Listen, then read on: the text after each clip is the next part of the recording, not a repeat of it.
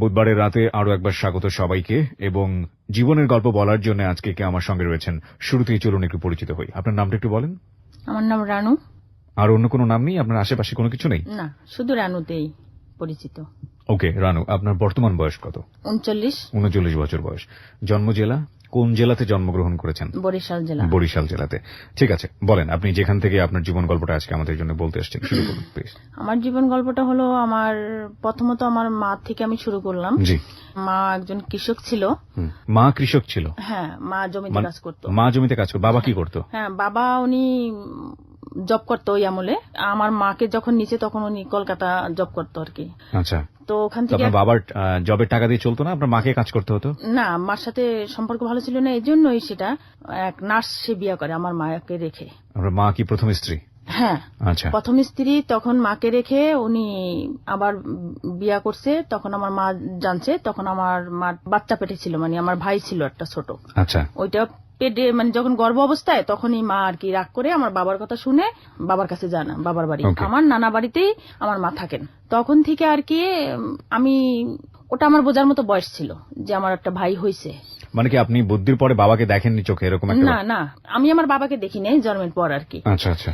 তো আমার খালা ওই সময়, মানে আমাদের বলতে আমার মা আর কি আলাদা খেত। আমার নানু আবার ছোট খালার সাথে থাকতো, আর বড় খালাটা আবার অন্যরকম ছিল। ওর সাথে আমাদের সম্পর্ক ভালো ছিল না, শুধু ছোট খালাটার সাথে সম্পর্ক কিছু ভালো ছিল। তো আমার মা জমিতে কাজ করে মনে করেন আমাকে নিয়ে, আর মা আমি খেয়েছি। তখন মায়ের জমিতে কাজ টাজ করতো, ওই ধান যখন কাটতো তখন ধান টোকাতো, অনেক সময় মাছ মারতো।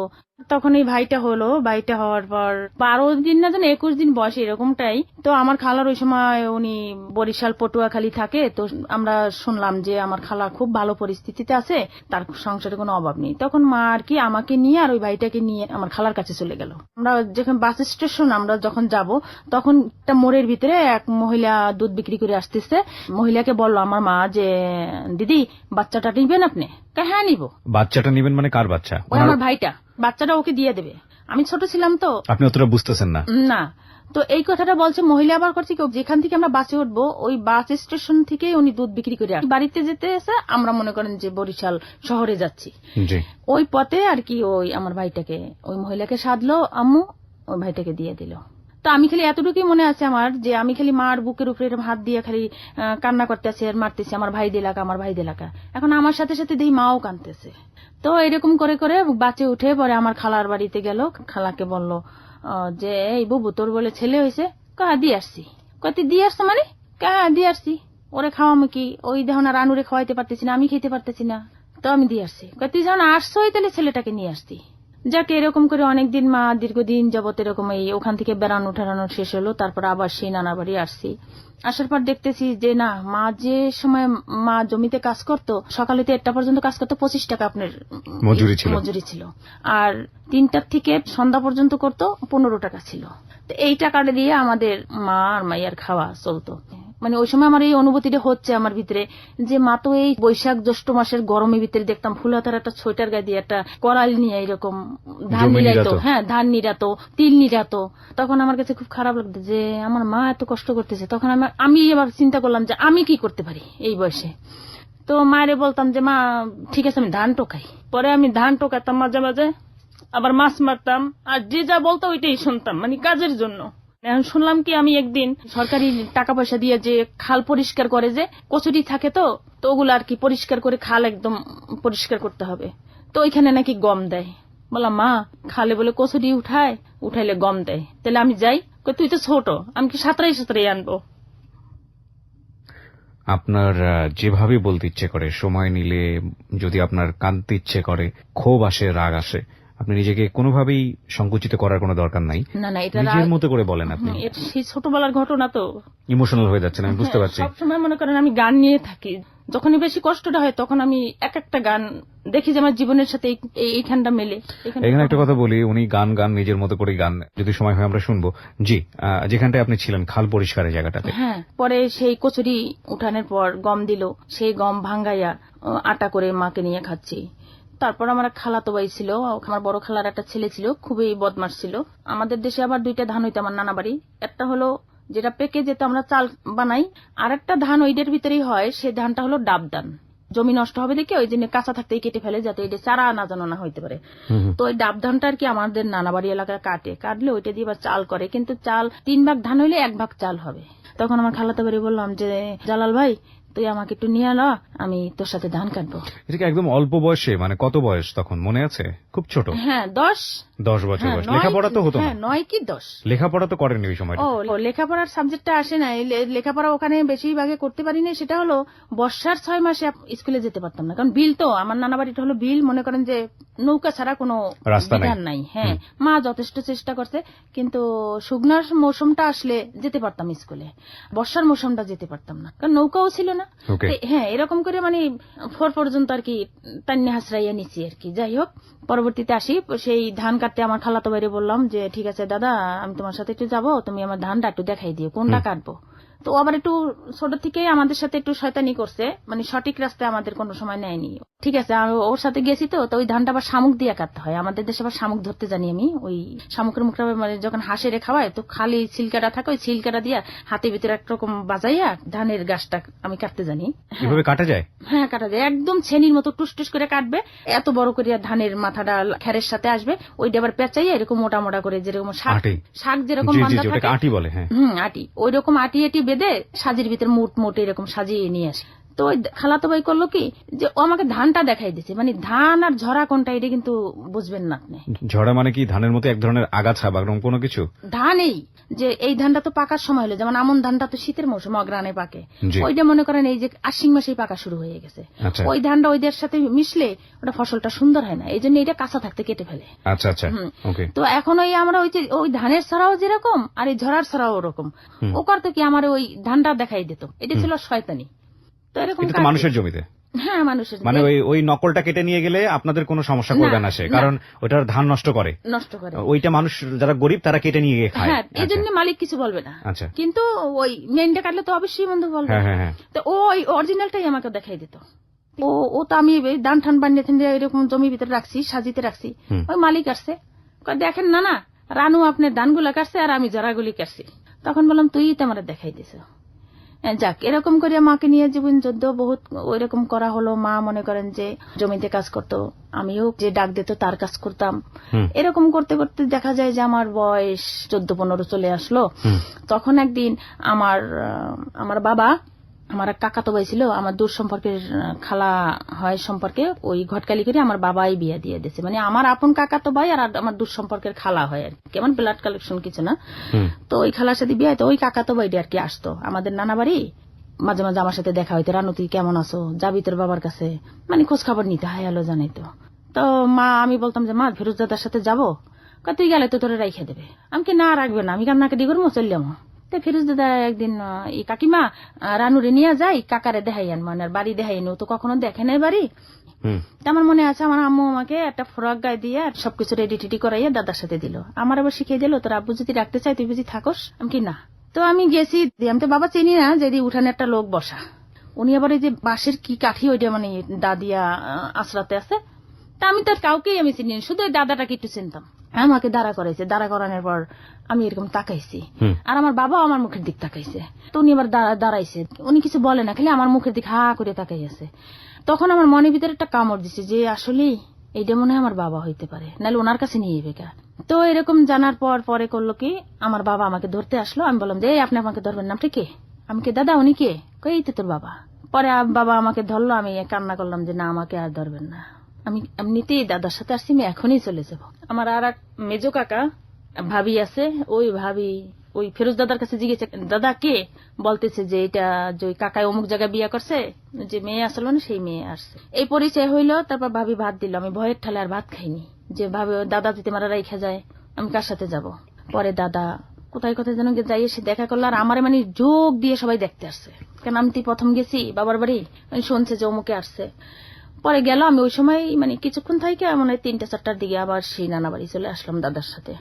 এরকম করতে করতে একদিন চিন্তা করলাম যে আমি যে এখানে থাকতেছি, আমরা সৈয়দ বাড়ির মেয়ে, এবং আমার কাকা ওই আমলে বিয়ে পাচ্ছিল, আমার বাবা কলকাতা চাকরি করছে, আমার মেজো কাকা চাকরি করছে, সবাই আমাদের সরকারি চাকরিজীবী, ভালো আমাদের গরু নদী ভিতর এক ডাকে চেনে যে আমরা বাড়ির মেয়ে, তাহলে আমি এইখানে এই বিলে বড় হয়েছি, না লেখাপড়া করছি না কিছু, এই অনুভবটা দেখেন আমি করছি। কিন্তু আমি একটা লিডারের মতো ছিলাম আমার নানা বাড়ি, মানে ছোট হইলেও মানে আমার গান বাজনা মানে সবসময় আনন্দিত ভাবে রাখছি।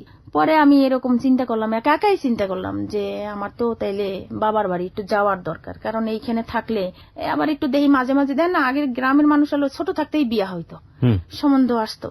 একজন এরকম একটা সম্বন্ধ নিয়ে আসলে এই বেটারা দেখতে এসে, তা আমি তো জানি না, আমি তো প্যান্ট পরার ফোরাক গাদ, এখন আমার কি যেন ডাক দিচ্ছে, আয় তো একটু রানু এদিকে আস। বেড়াগো দিকে এমন ভাবে তাকাইছি, চোখ দিয়ে ভেঙ্গানি ঠেঙ্গানি মারছি। আমি কি বিয়ে দেবে একটুখানি মানুষ, আমি যদিও আমি লেখাপড়া করি নাই কিন্তু আমার চলাফেরাটা অন্যরকম ছিল। তো ওইটা বুঝে আমি ওইখানে আর কিছু বললাম না, যা কোনাগো দাওয়াই দিলাম যেভাবে কৌশলে। এখন আমি চিন্তা করলাম যে একটু বাবার বাড়ি যাইতে। তো আমি বাবার বাড়ি গেছি।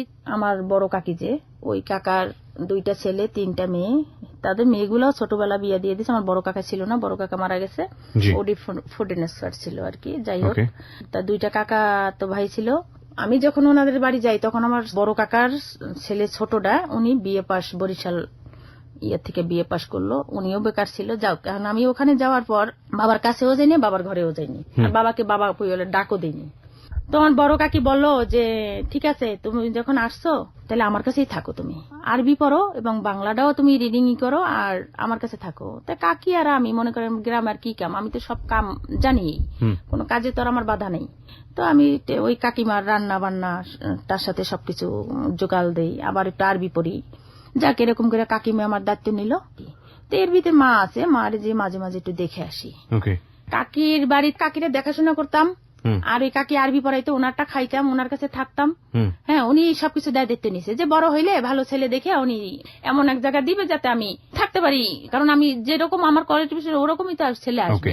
ঠিক আছে, এইটা ভেবে যেমন কাকিমা রাখছে, যে এই চিন্তা করে যাক কাকিমার কাছে থাকলাম। আবার মাঝে মাঝে মার কাছে যে থাকতাম, একটু দেখা টাকা করেছে, 3-4 দিন থেকে আবার চলে আসতাম।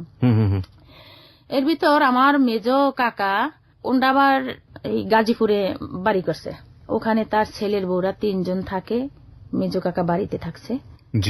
তো আমার মেজ কাকিমা আবার ওই ঢাকায় আসবে, তার ছেলেদের বাসায়, মানে গাজীপুর বাড়িতে বেড়াইতে আসবে। তো আমারে বললো, বড় কাকিরে বললো, আমি যার দায়িত্বে আছি তারে বললো যে আফা ডাকতো, তো আফা আমি তো একটু গাজীপুর যাইতে চাই ঢাকা, তার রানু আমার বাসায় থাকুক, মানে ওর কাকারে নিয়ে রান্না বান্না করবে, হাঁস মুরগি দেখবে, খাবার টাবার এখানেই খাবে। ওইটা যেখানে থাকতেছে ওটাও বড় কাকার ঘর, এটাও মেজো কাকার, ডিফারেন্স কিছু না। কিন্তু আমি এখন এটা যখন যেটা যে বলবে সেটা শুনতে হইবে, কারণ বাবার কাছে যেহেতু আমি যাবো না। তো ওই রকম ওই কাকার ঘরে রান্না বান্না করতেছি, 2 কাকা বাস্তি খাচ্ছি। যাই হোক, এর ভিতরে আমার এক কাকা তো ভাই, ওনারই ছেলে, মেজো কাকার ছেলে, উনি ওই সময় পল্লী শিশু ফাউন্ডেশনে জব করতো মিরপুরে। তো ওনার মার সাথে দেখা করলো, দেখা করার পর বললো যে মা তুমি যে ঢাকায় চলে আসছো, আব্বা তো বুড়া মানুষ, তারে কার কাছে রেখে আসছো? কত কাকা যে অমুক জায়গায় বিয়ে করছিল সেই মেয়েটা আসছে রানু, ওরে রাইখে আসছি বাসায়। আচ্ছা। তারপর বললো যে বাবার এদের রাইখে আসছো, তা আমার কথা শুনে ও চলে আসছে বাড়িতে। বাড়িতে এসছে, আমি আবার আর এক ভাবি আমাকে আবার ডেকে এনেছে ঘুমাইতে, উনি আবার একা ঘুমাইতো। পরে আমার বড় কাকিমার কাছে বলছে যে কাকিমা আমি রানুর একটু নিয়ে ঘুমাইতে, আমি একা ঘুমাইতেছি। ঠিক আছে। তা আমি আবার আমাদের বাড়ি দিঘি আছে, তো দিঘির পার থেকে সকালবেলা, শীতের মৌসুম তো, চাঁদের গায়ে দিয়ে ওই দিঘির পার থেকে আসতেছি আর গান গাইতেছি।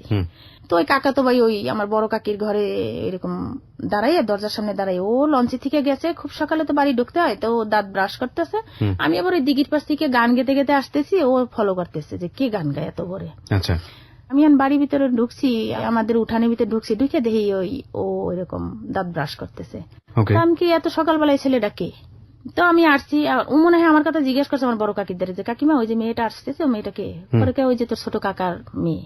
ও যখন আসছে ওদের ঘরেই আমি, তো এখন আসছে, তো আমি কাকারে বললাম যে কাকা, তোর নাম জানলাম যে ওর নাম, তো বললাম যে কাকা আসছে, সকালবেলা কি নাস্তা দিব? কয় চা মুড়ি দে আর ডিম একটা পোচ করে দে আর ভাত রান, সকালবেলা 11টার দিকে ভাত খাইবে গ্রামে, এগুলাই করবে। আমি রুটিন মতো কাজ করলাম, করে আমি ডাইনিং এ খাবার দিলাম, খাবার দিয়ে ঠিয়ে আমি সরে গেলাম। তাই আমি ওই সময়, আমি যদিও ছোট ওই সময় তেমন বুঝি না, তো ও আসছে, আমার একটু বিরক্ত বোধ হচ্ছে যে আমি আরো কখনো চিনি না জানি না, ও আসছে কি না কি বলে, ওদের ঘরেই আমি নড়াচড়া করব, কাজ করব, কেমন যেন আমার দ্বারা একটা বিরক্ত বোধ হয়েছে। তখন আমার বড় কাকার ছেলের বউ ছিল, ওই ভাবি, বললাম যে ভাবি আমি ও ঘরে থাকতে ইচ্ছে না, কারণ তাই আইসে আমার কেমন যেন লাগে, আমার ভালো লাগে না এরকম বলার পর, মন্তব্য করার পর তো আমার কাকা করলো কি, কাকা আবার ঝাঁকি জাল নিয়ে, আমাদের দিঘি আছে, দিঘিতে জাল মারলো, এই আড়ি মাছ ছিল, আড়ি মাছ পেয়েছে। পরে সেই আর মাছ কাটা কোটা করে, রান্না খুব ভালো জানতাম, ওই টাইমটাও রান্না খুব ভালো জানতাম। পরে ওই সময় রান্না শীতের মৌসুমে বাহিরে চুলা করলে বাহিরেই রান্ধি, এই শীতের মৌসুমটা। তো আমি গুছগাছ করে সবকিছু কোটা বাছা করে, মাছ টাছ কেটে টেটে সবকিছু গুছাই নিয়ে আমি বাহিরের চুলায় রান্না বসাইছি। তো ওই আমার কাকাতো ভাই ও গেছে, যাই একটা চেয়ার নিয়ে চুলার পাশে বসে আমার জীবন বৃত্তান্ত জানতেছে, আমি কিভাবে বড় হয়েছি, কেমন করে বড় হয়েছি, আমি লেখাপড়া কতটুকু করছি, এগুলো সব ও জিজ্ঞেস করতেছে। তা ও জিজ্ঞেস করতেছে, আমার কাছে বিরক্ত বোধ হচ্ছে যে আমার বাবা না হয় ভালো ছিল না, তো আমার বাবা ওখানে আমাকে রেখে আসছে, খোঁজ খবর নেয়নি, কিন্তু তোরা তো কাকাতো ভাই ছিলি, একটা তো তোরা খোঁজ খবর নিলি না। মানে মনে মনে মন্তব্য করতেছি, ওর সাথে প্রকাশ করতেছি না। যখনই ও ভিতরে ঢুকতেছে তখনই আমি বলতেছি, আপনি এগুলা কি আলোচনা করতেছেন, এখন কি কানবো নাকি এগুলো বলবো, মানে আমার কাছে কষ্ট লাগতেছে। বললাম যে দেখেন এগুলো বাদ দেন, এগুলো জানি আর কি, যেটা হবার হয়ে গেছে, এটা এখন জিজ্ঞান লাগবে না। তারপর শেষে ওই সাথে ও আমার পিছ ছাড়ে না, আমি যে ও 1 সপ্তাহ ছুটিতে ছিল, তো 1 সপ্তাহ মনে করেন যে আমার পিছ ছাড়ে না, আমার পিছে পিছে খালি ঘুরছে। ঘোরার পর আমি ওকে না সামলাতে যেয়ে আমি বলছি, হ্যাঁ ঠিক আছে, তোর সাথে তুই বিয়ে করবি, আমি তোর সাথে বিয়ে রাজি হব, কিন্তু আমার আগে কোর্ট ম্যারেজ করতে হবে, এছাড়া আমি কোনো কিচ্ছু না। তো যাই হোক, ও আমার পিছে পিছে ঘুরছে 1 সপ্তাহ, মানে খুব বিরক্ত বোধ হচ্ছে। তখন আমি আমার বড় চাচিরে জানাইছি যে চাচিমা এরকম আজাদ আমার পিছে এই বলতেছে, আমি সব কথা, মানে ও যদি একটা খারাপ কথা হয় তার আমি শেয়ার করি, আমার ভাবির সাথে, আমার কাকির সাথে বলে দিছি। যাই হোক, কোর্ট ছুটি শেষ চলে আসলো। এর ভিতরে ওই যে এখন যে আমার হাজবেন্ড, ও আমার কাকাতো ভাই, মানে ওরই ছোট ভাই। তো আবার ওই সময় ও চাকরি করতো ওই টঙ্গীতে ডিসিক এলাকায় একটা কোম্পানিতে চাকরি করতো, সে 1200 টাকা ওই সময় আর কি বেতন ছিল। আর তো যখন জানতে পারছে ও বাড়িতে গেছে, ওর মা মনে হয় কিছু বলছে যে বাড়িতে আসছে, রানুর সাথে মনে হয় কোনো কথা টথা হয়েছে, তাইলে মনে হয় এরকম একটা কিছু প্রেম ভালোবাসা চলতেছে, এইটা মনে হয় ওর মা ওই বলছে আর কি, আমার হাজবেন্ড কে বলছে। আচ্ছা, এখন তো বিয়া হয়েছে, ও সময় তো আমার কাকাতো ভাই ছিল, ঠিক আছে। পরে বলছে যে ওই কাকাতো ভাইটা গেল, মানে ছোটটা গেল আর কি। বাড়িতে যাওয়ার পর ও আমাকে ইন্টারভিউ নিল, সে খারাপ রাস্তায় ইন্টারভিউতে। আমি চিন্তা করছি যে একটা খারাপ একটা মেয়েও যদি হয়, ফার্স্ট টাইম কোনো ছেলেরা তাকে, মনে করেন আমি চিনি না জানি না, আজকে যদি আমাকে একটা ছেলে কোনো অফার দেয়, এটা কোনো যত বড় খারাপ মেয়ে হোক, এটা কিন্তু অ্যাকসেপ্ট করবে না। ও আমাকে এই পর্যায়ে যখন নিয়েছে, তখন আমি ভাবলাম যে এটাকে কি ইন্টারভিউ, খারাপ ভালো কি বুঝাইলো। পরে এরকম করতে করতে আমি বড় কাকিমারে বললাম যে কাকিমা, দাদা আইসা এই বিহেভ করতেছে। তখন বললো যে কি কাণ্ড। ও ওইবার ঢাকায় চলে আসলো, ঢাকায় চলে এসে আবার বাড়িতে গেল। বাড়িতে যাওয়ার পর ও বললো কি, আমার বড় কাকিমা যার দায়িত্বে আমি থাকি, কাকিমারে বললো যে কাকিমা এরকম রানুকে সবাই দেখতে চায়, গাজীপুরের আমার যে ভাবিরা আছে সবাই ওরে দেখতে চায়, ওরে যাইতে গেছে সবাই বেড়াইতে। কাকিমাই কয় যাইবে, ও তো ভাবি ঠাবি সবকিছুই, আর ও তো ছোট, ওরকম শেয়ানা হয় না যে একটা মেয়ে ছাড়তে একটা হবে, ওরকম তো না, ঠিক আছে নিয়ে যা। পরে আমার গাজীপুরে এনে 21 দিন রাখে। 21 দিন রাখার পর আমি কান্দি, ওই আম্মু আছে ওই সময়। পরে আমি বললাম যে দাদা আমাকে বাড়িতে দিয়ে আসেন, আমার মা অসুস্থ, আর আমি এতদিন থাকছি। আমি ওরে খবর দিলাম একজনের মাধ্যমে, ওই সময় টঙ্গিও জব করে, আমি খবর দিচ্ছি যেন কার মাধ্যমে। পরে উনি গেছে, দাদা আমার একটু বাড়িতে দিয়ে আসেন, আমি তো একা যাইতে পারবো না, আর আমার থাকতে ইচ্ছা করতেছে না। ঠিক আছে, তুমি কাপড় চোপড় গুছিয়ে রাখো, অমুক দিন এসে তোমাকে নিয়ে যাবো। আমি কাপড় চোপড় গুছিয়ে টুচিয়ে রাখছি। কিছুক্ষণ পর দেখলাম ওনার সাথে আবার ওনার এক কাকা আছে, জব করে ওই সময়। তো ওই কাকারে নিয়ে, মানে ওনারা ওই টঙ্গী বাজারে কাজী অফিস গুছিয়ে গেছে, থুইয়া গেছে। তা আমি তো আর জানি না, আমি তো জানি আমি বাড়ি যাচ্ছি। পরে ভাবির রুমে বসে, মানে ওনারই ভাবি, মানে দাদার ভাবিয়েই ওনার রুমে বসে একটা টুপি নিয়ে হাসাহাসি করতেছে।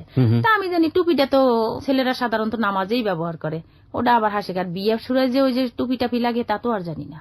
পরে এরকম করলো কি, ওই উনি নিয়ে আসলো আমার, চলো রেডি হয়েছে, আমি কি হ্যাঁ। তো উনি সেই গাজীপুর থেকে গাড়িতে উঠলাম, উঠে উনি আবার টঙ্গী বাজার নামলো। টঙ্গী বাজার নামার পর আমি তো আর বুঝি না যে টঙ্গী বাজার কোনটা, সদরঘাট কোনটা। তা আমি জানি যে এই জায়গা নামছে। তা উনি আমার এই টঙ্গী বাজারের ভিতরে নিয়ে গেল। নিয়ে যাওয়ার পর তো আমি পড়ালেখা কিছুটা জানি বাংলা, দেখি যে কাজী অফিস লেখা। তা কাজী অফিসটা কি, এটা কিন্তু আমি বুঝি না যে আসলে কাজী অফিসটা কি, এখানে কি হয়, ওটা কিন্তু আমি বুঝতে পারিনি। ওকে, প্রিয় শ্রোতা, আমরা এই জায়গাটা একটা ছোট্ট বিরতি নেব। বিরতির পর আমরা আবারও ফিরে আসবো ক্লোজ আপ প্রেজেন্সিয়াল উইথ 920-তে। আর সবাইকে বলছি, অনুষ্ঠান চলাকালীন সময় আপনারা চলে আসতে পারেন আমার ফেসবুক পেজে। ফেসবুকের ঠিকানা www.facebook.com/ KEBRIA.RJ পেজটি আছে RJ কিবরিয়া নামে, and please like this page. ফিরে আসছি ঠিক 4 মিনিট পর। Close Up presents Hello 8920. Close Up. The closer, the better. Close Up presents Hello 8920. Close Up. The closer, the better. স্বাগত জানাচ্ছি প্রিয় শ্রোতা, আরো একবার আপনারা শুনছেন close up presence hello 8920 ABC radio FM 89.2 তে। RJ কিবরিয়া রয়েছে আপনার সঙ্গে, এবং কথা না বাড়িয়ে আমরা আবারও ফিরছি জি আপনার জীবনের গল্পে, যেখানে ছিলাম যে কাজী অফিসে নিয়ে গেল। হ্যাঁ, তারপর কি হলো? পরে কাজী অফিসে নিয়ে গেল, তখন ওই আমি বুঝতে পারিনি যে আসলে এটা এখানে কি, কিসের জন্য আনছে, কিংবা এখানে কি হচ্ছে, এটা আমি আসলে আমার জানা ছিল না ওই সময়টা। দেখলাম যে এক হুজুর উনি ওই তালাক লেখে, তখন আমার মাথার ভিতর ঢুকছে যে এইটা হয়তো বিয়ার ঘর হবে, নাহলে এভাবে কেন। ওই ছোটবেলা শুনছি যে এইসব যে তালাক মালাক এরকম শুনছি, তখন আমি বললাম যে দাদা এখানে আনছেন কেন আমাদের, তোকে কথা বলবো না, আমি যেটা বলবো সেটাই তোমার করতে হবে, চুপচাপ থাকো। তো কাকার এদিকে শুনলাম, ও কাকা এখানে আপনি আনছেন কে, জানে। এর ভিতরে হচ্ছে আমার হাতে একটা পার্স ব্যাগ ছিল, ওই পার্সটা ও নিয়ে গেছে, এটা টাকা ছিল যে আমি হয়তো একা চলে আসবো, এই জন্য টাকা আটকাইছি আগে। ওখান থেকে আমি বললাম একটা কথা যে দেখেন কাকা, আমি যদি এইখানে সাধারণত মানুষ ডেকে বলি যে আমাকে বাল্য বিবাহ করতেছে বা ওনার সাথে আমি রাজি না, বা ওনার আমি চিনি, আমার কাকা তবে ঠিক আছে, কিন্তু এরকম ওনার সাথে কোনো কিছু হয়নি, তাহলে আমি ওনার সাথে কেন আমি এই বিয়ে হবে। পরে ওখানে আর পারলো না কিছু করতে, আমারে বললো ঠিক আছে চলো বাড়িতে যাই, সদরঘাট চলো, লঞ্চে যাবো। আমি ঠিক আছে চলেন। আবার সেই কাজী অফিস জুরাইনে যে পুস্তাখোলা, ওখানে কাজী অফিসে বিয়ে হয়। ওখানে ওর আত্মীয়র বাড়ি, চিনি না জানি না, ওইখানে আমারে রাখলো, এখানে তুমি থাকো আমরা আসতেছি। তো আমার বসায় রেখে অন্য যেন কোথায় গেল, যাওয়া ঠাওয়ার পর আমার কাছে চলো যাই, টাইম হয়েছে লঞ্চে যাবো। আমি কি আছে চলেন। আবার সে আনলো, তখন তো বুঝলাম যে এটা কাজী অফিস। কাজী বললো যে এখানে একটা ছিল, মানে ওরা আর কি সবকিছু রেডি টেডি করে শুধু আমার সাইনটা নেওয়ার বাদ রাখছে। চিন্তা করলাম যে আমার কাকা তো ভাই, আমি যদি এখানে জবরদস্তি কিছু করি তাহলে মায়ের তো খাইবে, তো আমি সিগনেচারটা করলাম। মানে কাকা তো ভাই মানে কি আপন কাকা তো ভাই? হ্যাঁ হ্যাঁ হ্যাঁ, মেজো কাকার ছেলে। মেজো কাকার ছেলে। বড় ছেলে আপনার সাথে ট্রাই করেছে মানে সম্পর্ক করার জন্য, কিন্তু তার ছোট ভাইয়ের সাথে আপনার বিয়ে হলো। হ্যাঁ। আচ্ছা, কি করতো ও? ওই যে কোম্পানিতে ওই সময় জব করতো। ওকে। 88 শেষে আমাদের বিয়ে হয়েছে। তো লঞ্চে উঠলো, লঞ্চে যাওয়ার পরে আমাকে একটা ঠিকানা দিল, ওর অফিস ঠিকানা, যে এটা চিঠি দিও। আপনার বাড়িতে বা আপনার মা কেউ জানলো না যে আপনার বিয়ে? না, ওর ফ্যামিলিতে জানে না, আমার ফ্যামিলিতে জানে না, আমি এই তো নিজে জানি না যে আমার বিয়া। সকালবেলা হলো, বাড়িতে যাওয়ার পর ওরা ফুবু ছিল, আমার ফুবু ছিল বিয়ে পাস। ওই ফুবুরে যেয়ে বললো যে ফুবু কাজটা করে আসছি, আম্মুকে বলো আর আম্মুকে একটু বোঝাও, মানে ও বললো আর কি। তো আমি আমার নানা বাড়ি চলে গেলাম। সকালে যেয়ে ওদের বাড়ি পুচ্ছি, আমি বললাম যে ঠিক আছে আমি আমার মারে দেখতে যাব। তো আমার টাকার ব্যাগ তো ওর কাছে ছিল, আমার তো ভাড়া টাকার দরকার আছে, তো আমার ওই আমলে 25 টাকা দেয় আর কি। তো 25 টাকা তোমার যাওয়া হবে? আমি কি হ্যাঁ, না হলেও হবে, আমার পা দুটো আছে, আমি হেঁটে যেতে পারবো। যাইয়া দেখি এই মা আস্তে আস্তে মানে অসুস্থর ভাব, মানে খুবই করুণ অবস্থা। আমার জন্য কই মাছ দিয়ে রাখছে, এইটা সেইটা আনিয়ে রাখছে। আমি অনেকদিন প্রায় মাসখানি ওই যে গাজীপুর থাকলাম 1 মাস, মা এটা ওটা আমার জন্য রাখছে আর কি, যে ও আসলে খাবে। আমি যাওয়ার পর মা কান্না করছে যে আমি কি তোর কেউ না, তুই আমাকে ফেলে এতদিন, তোর জন্ম। মা তখনও জানেন আপনি বিবাহিত? না, তোর এই বয়স পর্যন্ত তোরে থুয়ে আমি থাকি না, তুইও আমার থুয়ে থাকস না, তুই এতদিন পর কি এই কথাটা হলো। তখন মায়ের কান্নাকাটি করলাম যে মা গাজীপুর গেছিলাম, লোক পাইনে আসার, এই জন্য আজকে আসছি, তুমি কষ্ট পাইও না। এই কথাটা হলো, দেখি যে মা খুব ওই মানে ওই যে পাতায় পানি নামতে দেরি, শরীর ভুলতে আর দেরি না, মানে লিভার ফাংশন খারাপ ছিল না, বাবা ছিল না, একটা মামা, কোনো কিছু ছিল না, আমি ছিলাম ছোট। তো ওই গাঁও গ্রামের ডাক্তার আর কি দেখাইছি, তারপরে বরিশাল পোপারে নিয়ে মাঝে মাঝে দেখাইছি। পরে জানতে পারলাম যে মার লিভার ফাংশন খারাপ আর শ্বাসকষ্ট ছিল, মাস দেড়ে ছিল আর কি বিছানায়। তো অগ্রহায়ণের এই 15 তারিখে মা মারা যায়। তো ওই সময় আর কি ওই যে মামার বাড়ি তো থাকছি, বেশি হলো খালাতো বোন, মামাতো বোন। তো এর ভিতরে সবচেয়ে জুনিয়র ছিলাম আমি, ওরা সবাই আমার সিনিয়র ছিল। তো ওদের সাথে শেয়ার করছিলাম ব্যাপারটা, কই দেখ এরকম এরকম আমার কাকাতো ভাই এরকম এরকম করে আমার বিয়ে করছে, এটা কি সঠিক কিনা আমি নিজে জানি না। তো ওরা আবার মার কাছে একটু বলছে যে যেরকম রানুর বিয়ে হয়েছে আর কাকাতো ভাইয়ের সাথে। তো মা একদিন আমার জিগেলো, কিরে তোর বিয়ে হয়েছে? আমি কি বিয়ে হয়েছে আন্তাজে। তো যাই হোক, কেমন তারা যেন একটা আবাস পাইছে। পরে বলছি যে হ্যাঁ তুমি নামে কাউকে চিনো? হ্যাঁ, ও তো তোর মেজো কাকার ছেলে। কয় ওই বদমাইশটার লাগে তোর বিয়ে হয়েছে? আমি কি এর বদমাইশ? ছোটবেলা দেখছি এই সুপারি গাছ থেকে ও সুপারি গাছে লাভ দিয়ে গেছে, ওই সেন্সে কথাটা বলছে। যখন মায় অসুস্থ, তা আমার মার কণ্ঠ খুব ভালো ছিল, গান টান গাইতে খুব সুন্দর। তো ঘুমাইতে না তো অসুস্থর কারণে, খালি গান গাইতো, গজল গাইতো, কলেমা পড়তো, মানে দোয়া দৌড় পড়তো। কইতাম মা তুমি এগুলি বলো না, কেমন যেন আমার খুব খারাপ লাগে। বৃহস্পতিবার সকাল 9টায় মারা গেছে, বুধবার দিনগত রাতে। তা আমি ঘুম পড়ছে, মায়ে তো ঘুমায় না, হ্যাঁ শরীরে অসুস্থ লেগে বারবার ডাকা, রানু রানু রানু রানু করে ডাকতেছে।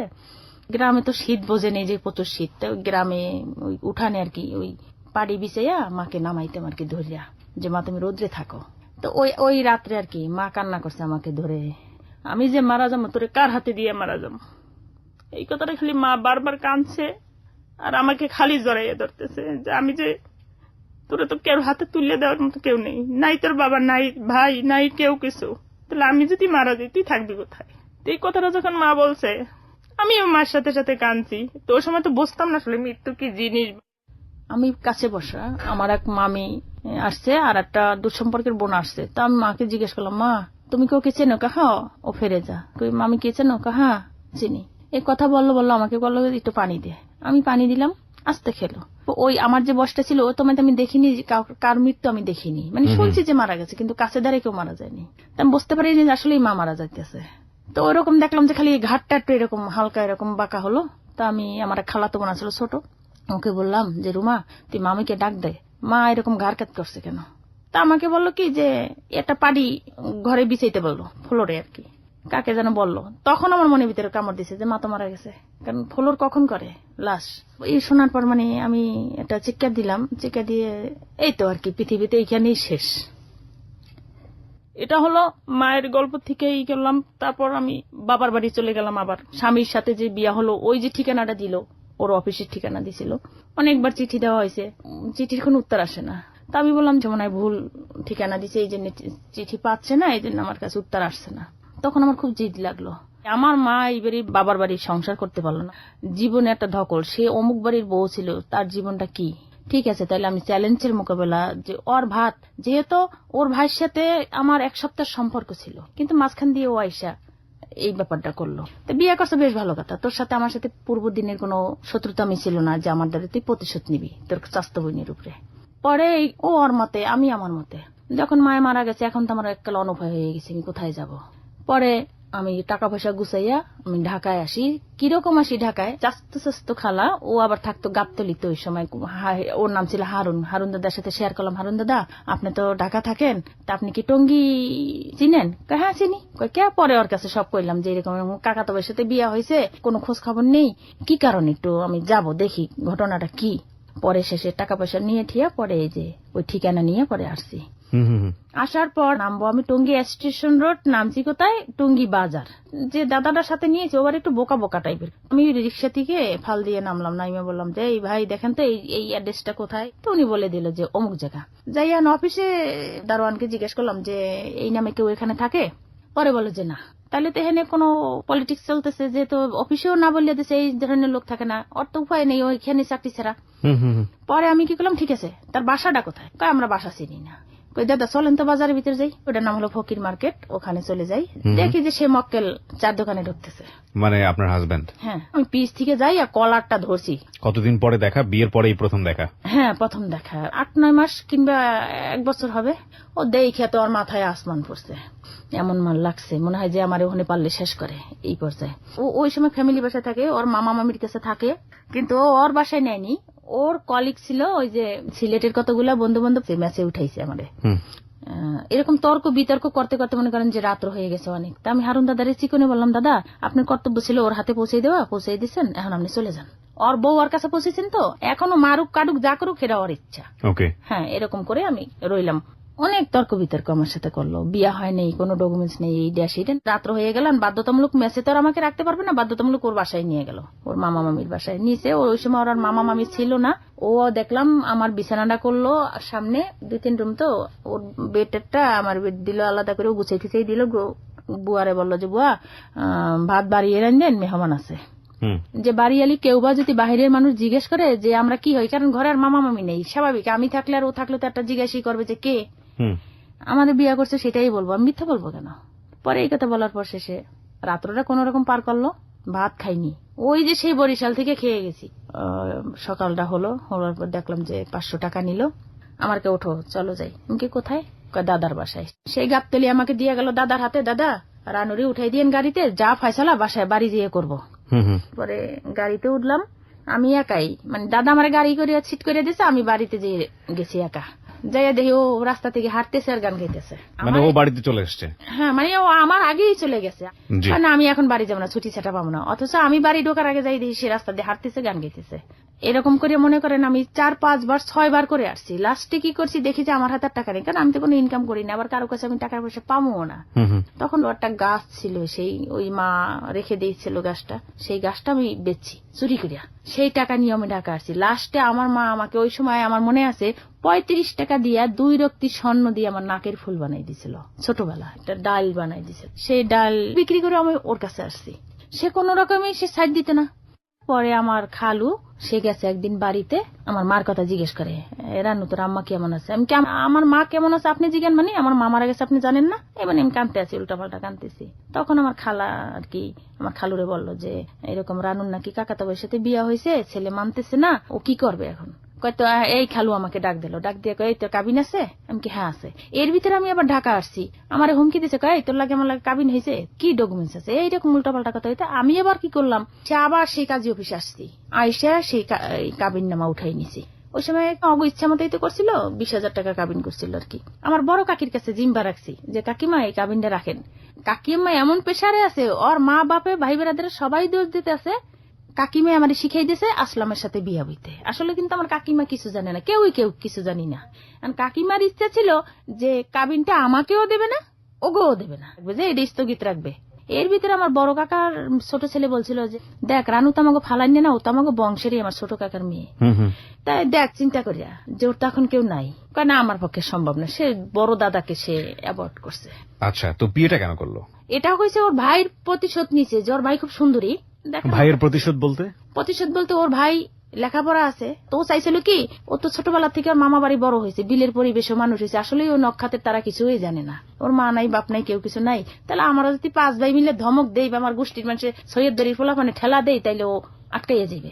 যাকে গেল এটা। তারপর কাবিনটা আমার কাকিমাই দিল না, আমি কি করলাম, কাকিমাই গোসল করতে গেছে, আমি তার আলমারিটা খুললাম, খুলে প্লেট গুলি জাগাইছি, পরে কাবিন নামাটা পাইছি। আচ্ছা, পাইয়া আমি হাসতে হাসতে কাকিমাই আবার গোসল করতে আসতে আমাকে দিঘিতে, কাকিমারে দিয়ে কই যে কাকিমা এই কিন্তু আমার কাবিন পাইছি, কারণ আপনি আমার সাথে সিটারি করছেন।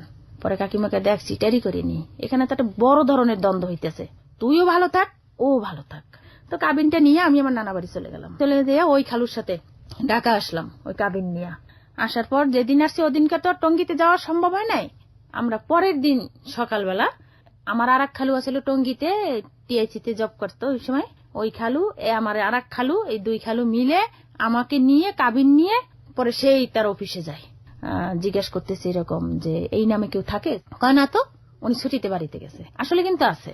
তো এইটা বলার পর আমি এবার বললাম যে ঠিক আছে খালু, তাহলে ওর অফিসে যখন নাই তাহলে চলেন আর বাসায় যাই। তো ওই সিএনজি নিয়ে একদম ওই সেই একই ঘটনা, আমি যখন এসে যেখানে ধরছি ওরে, আর আজকে যে আসছি আজকে ওইখানে ওরে ধরছি। ওই মার্কেটে ঢোকার পথে দেখি যে ও একই ওই জায়গায় দাঁড়ানো। তখন আমি খালুরে দেখাইলাম যে খালু ওই যে এই ব্যক্তি। তখন খালু ডাক দিছে, ডাক দেওয়ার পর মনে করেন ওর সাথে সমস্ত একখানে বসলো, বসে জিজ্ঞেস করলো যে রানুর সাথে আপনার সাথে কি হয়েছে? কেন ওর সাথে তো কিছু হয় না, তোমার কাকাতো বোন, মানে বিয়া ঠিয়া যা হয়েছে সমস্তই মিথ্যা, অথচ কাবিনটা কিন্তু আমার হাতে। ওকে, মানে খালুর কাছে অস্বীকার করতেছে ওকে বিয়া করি না, অমুক করি না, তমুক নাই, আর ওটা কার্যকলাপ না, মানে সে নানান কথা বলছে। খালু একটা কথা বলছে যে আপনার সাথে বিয়া হয়নি না? না। তখন খালু ওই কাবিনটা দেখাইছে, যেটা কি খালু একটা কথা বলছে যে দেখেন আপনার পার রক কেটে আমি রেল সড়ক বসাই দেব প্লেট দিয়া, যে এই রানুর ওর বাবা নাই, বাবার মতো ওকে আমরা দেখছি, ওকে আদর যত্ন যা করার করছি, কিন্তু ওর কিছু হইলে ওরে ছাড়বো না, এইটা আমার খালু বলছে। যাক ওরকম তর্ক বিতর্ক করে ওখানে আর ওখানে মানে কোন সুযোগই পাইল না, ওর সাথে তর্ক বিতর্ক করছে, আবার আমাকে নিয়ে খালুর বাসায় চলে আসলো। আমি কই খালু একটা কাজ করেন, ও তো কোনোভাবেই ওরে করতে পারি না, তাহলে ওর একটা ভাই থাকে, ওই পরে চলে যাই, ওর ভাইরে ডাক দেন, ওর বড় ভাইকে জানানোর পর দেখেন কি করে। এই কথাটা বলার পর পরে শেষে ওইখানে যাই আর সেজো বাড়ি নিয়ে আসি, সে স্বীকার পাইলো ঠিক আছে আমরা এই রানুর ব্যাপারটা আমরা দেখতেছি, ওরে আমরা নিব, যেভাবে হোক আমরা নিব। তো ওর ভাই এই ওরে আবার জানাইলো, জানানোর পর এই বিয়া কি আপনি করছেন না আমি করছি। তো ভাইও এখন অনুপায় হয়ে গেছে, যেহেতু ছোট ভাই ওরে মানতেছে না। যাক এরকম করে বহুত বার পার করলাম, বহুত দিন পার করলাম, 88, 89, 90 তার ঘরে আসি। তাও বিয়ে করলেন কত সালে? 88-তে। 2 বছর ফাইট করে তারপরে ঘরে আসলেন। হ্যাঁ, আচ্ছা, তার ঘরে আসি, তার ঘরে আসার পর যখন আমার বড় মেয়েটা আপনার আমার বড় মেয়ের জন্ম হয়েছে 92 ডিসেম্বরের 24 তারিখ। তো ওই মেয়ে যখন আমার পেটে আসে আর ওর কাছে যখন আমি আসছি তখন থেকেও ভালো, বুঝছেন। যুদ্ধ করে যে আসলাম, ওই যে প্রথম আমার এই মহাখালী থেকে আমারে নিছে, মানে ওর বন্ধু বান্ধব নিয়ে, মানে বরজাতি ছোটখাটো ভাবে বরজাতি করে ঠরে নিছে। সমস্ত বাজারঘাট আমার খালু করছে, খাট হইতে মানে যা যা দেওয়ার সমস্ত দিয়া, বাসা ভাড়া ভরা, নাকের ফুল, কাপড় চোপড় যা লাগে ইত্যাদি ইত্যাদি সব আমার খালু করে দিল, বাসা বাড়ি লইয়ে দিল। এই জীবন শুরু করলাম। এর মধ্যে কত প্রায় তো গ্যাপ গেল অনেকদিন, যাওয়ার পর ওই বড় মেয়েটা পেটে আসে। যখন আমার আবার আর একটা যা ওই যে গাজীপুরে থাকে, ওর পেটেও বাচ্চা, আমার পেটেও বাচ্চা। ওরা মানে 6 দিনের ডিফারেন্স হয়েছে, মানে ওরা দিয়ে কাকা তো ভাইবেন, 6 দিনের ডিফারেন্স হয়েছে আমার বড় মেয়েটার আমার জায়ের মাইয়া। তো ওই ভাবিরে মানে ওই আমার সাহেবের সাথে, মানে আমার হাজবেন্ডের সাথে পাঠাইতেছে বাড়িতে ডেলিভারি কেসে, যে বাড়ি থাকবে ডেলিভারি করবে, এই জন্য যাইতেছে। তো আমার এক মামা তো দেবর ছিল, তখন বললো যে তুই যে ডেলিভারিতে তো শাশুড়ি কাছে যাইতেছ, রানু ভাবি যাইবে কোথায়, ওর তো কেউ নাই। তখন বলো যে কেন, তারপরে কি বাচ্চা? হ্যাঁ বাচ্চা তো। পরে ওই যে আমার হাজবেন্ড গেছে বাড়িতে, যাওয়ার পর কাকিমাই শুনছে, মানে আমার শাশুড়ির কাকিমাই বলতাম। তো কাকিমা বলছে যে আমার ব্যাপারটা শুনছে যে আমার বাচ্চা হবে। তখন ভাবছে যে আমার শাশুড়ি যে এখন বিপদে পড়ছে, বোর বাচ্চা হবে, এখন আসছে। আর কাকিমা আমাকে ইচ্ছা ছিল না নেওয়ার জন্য, মেনে নেওয়ার জন্য ইচ্ছা ছিল না।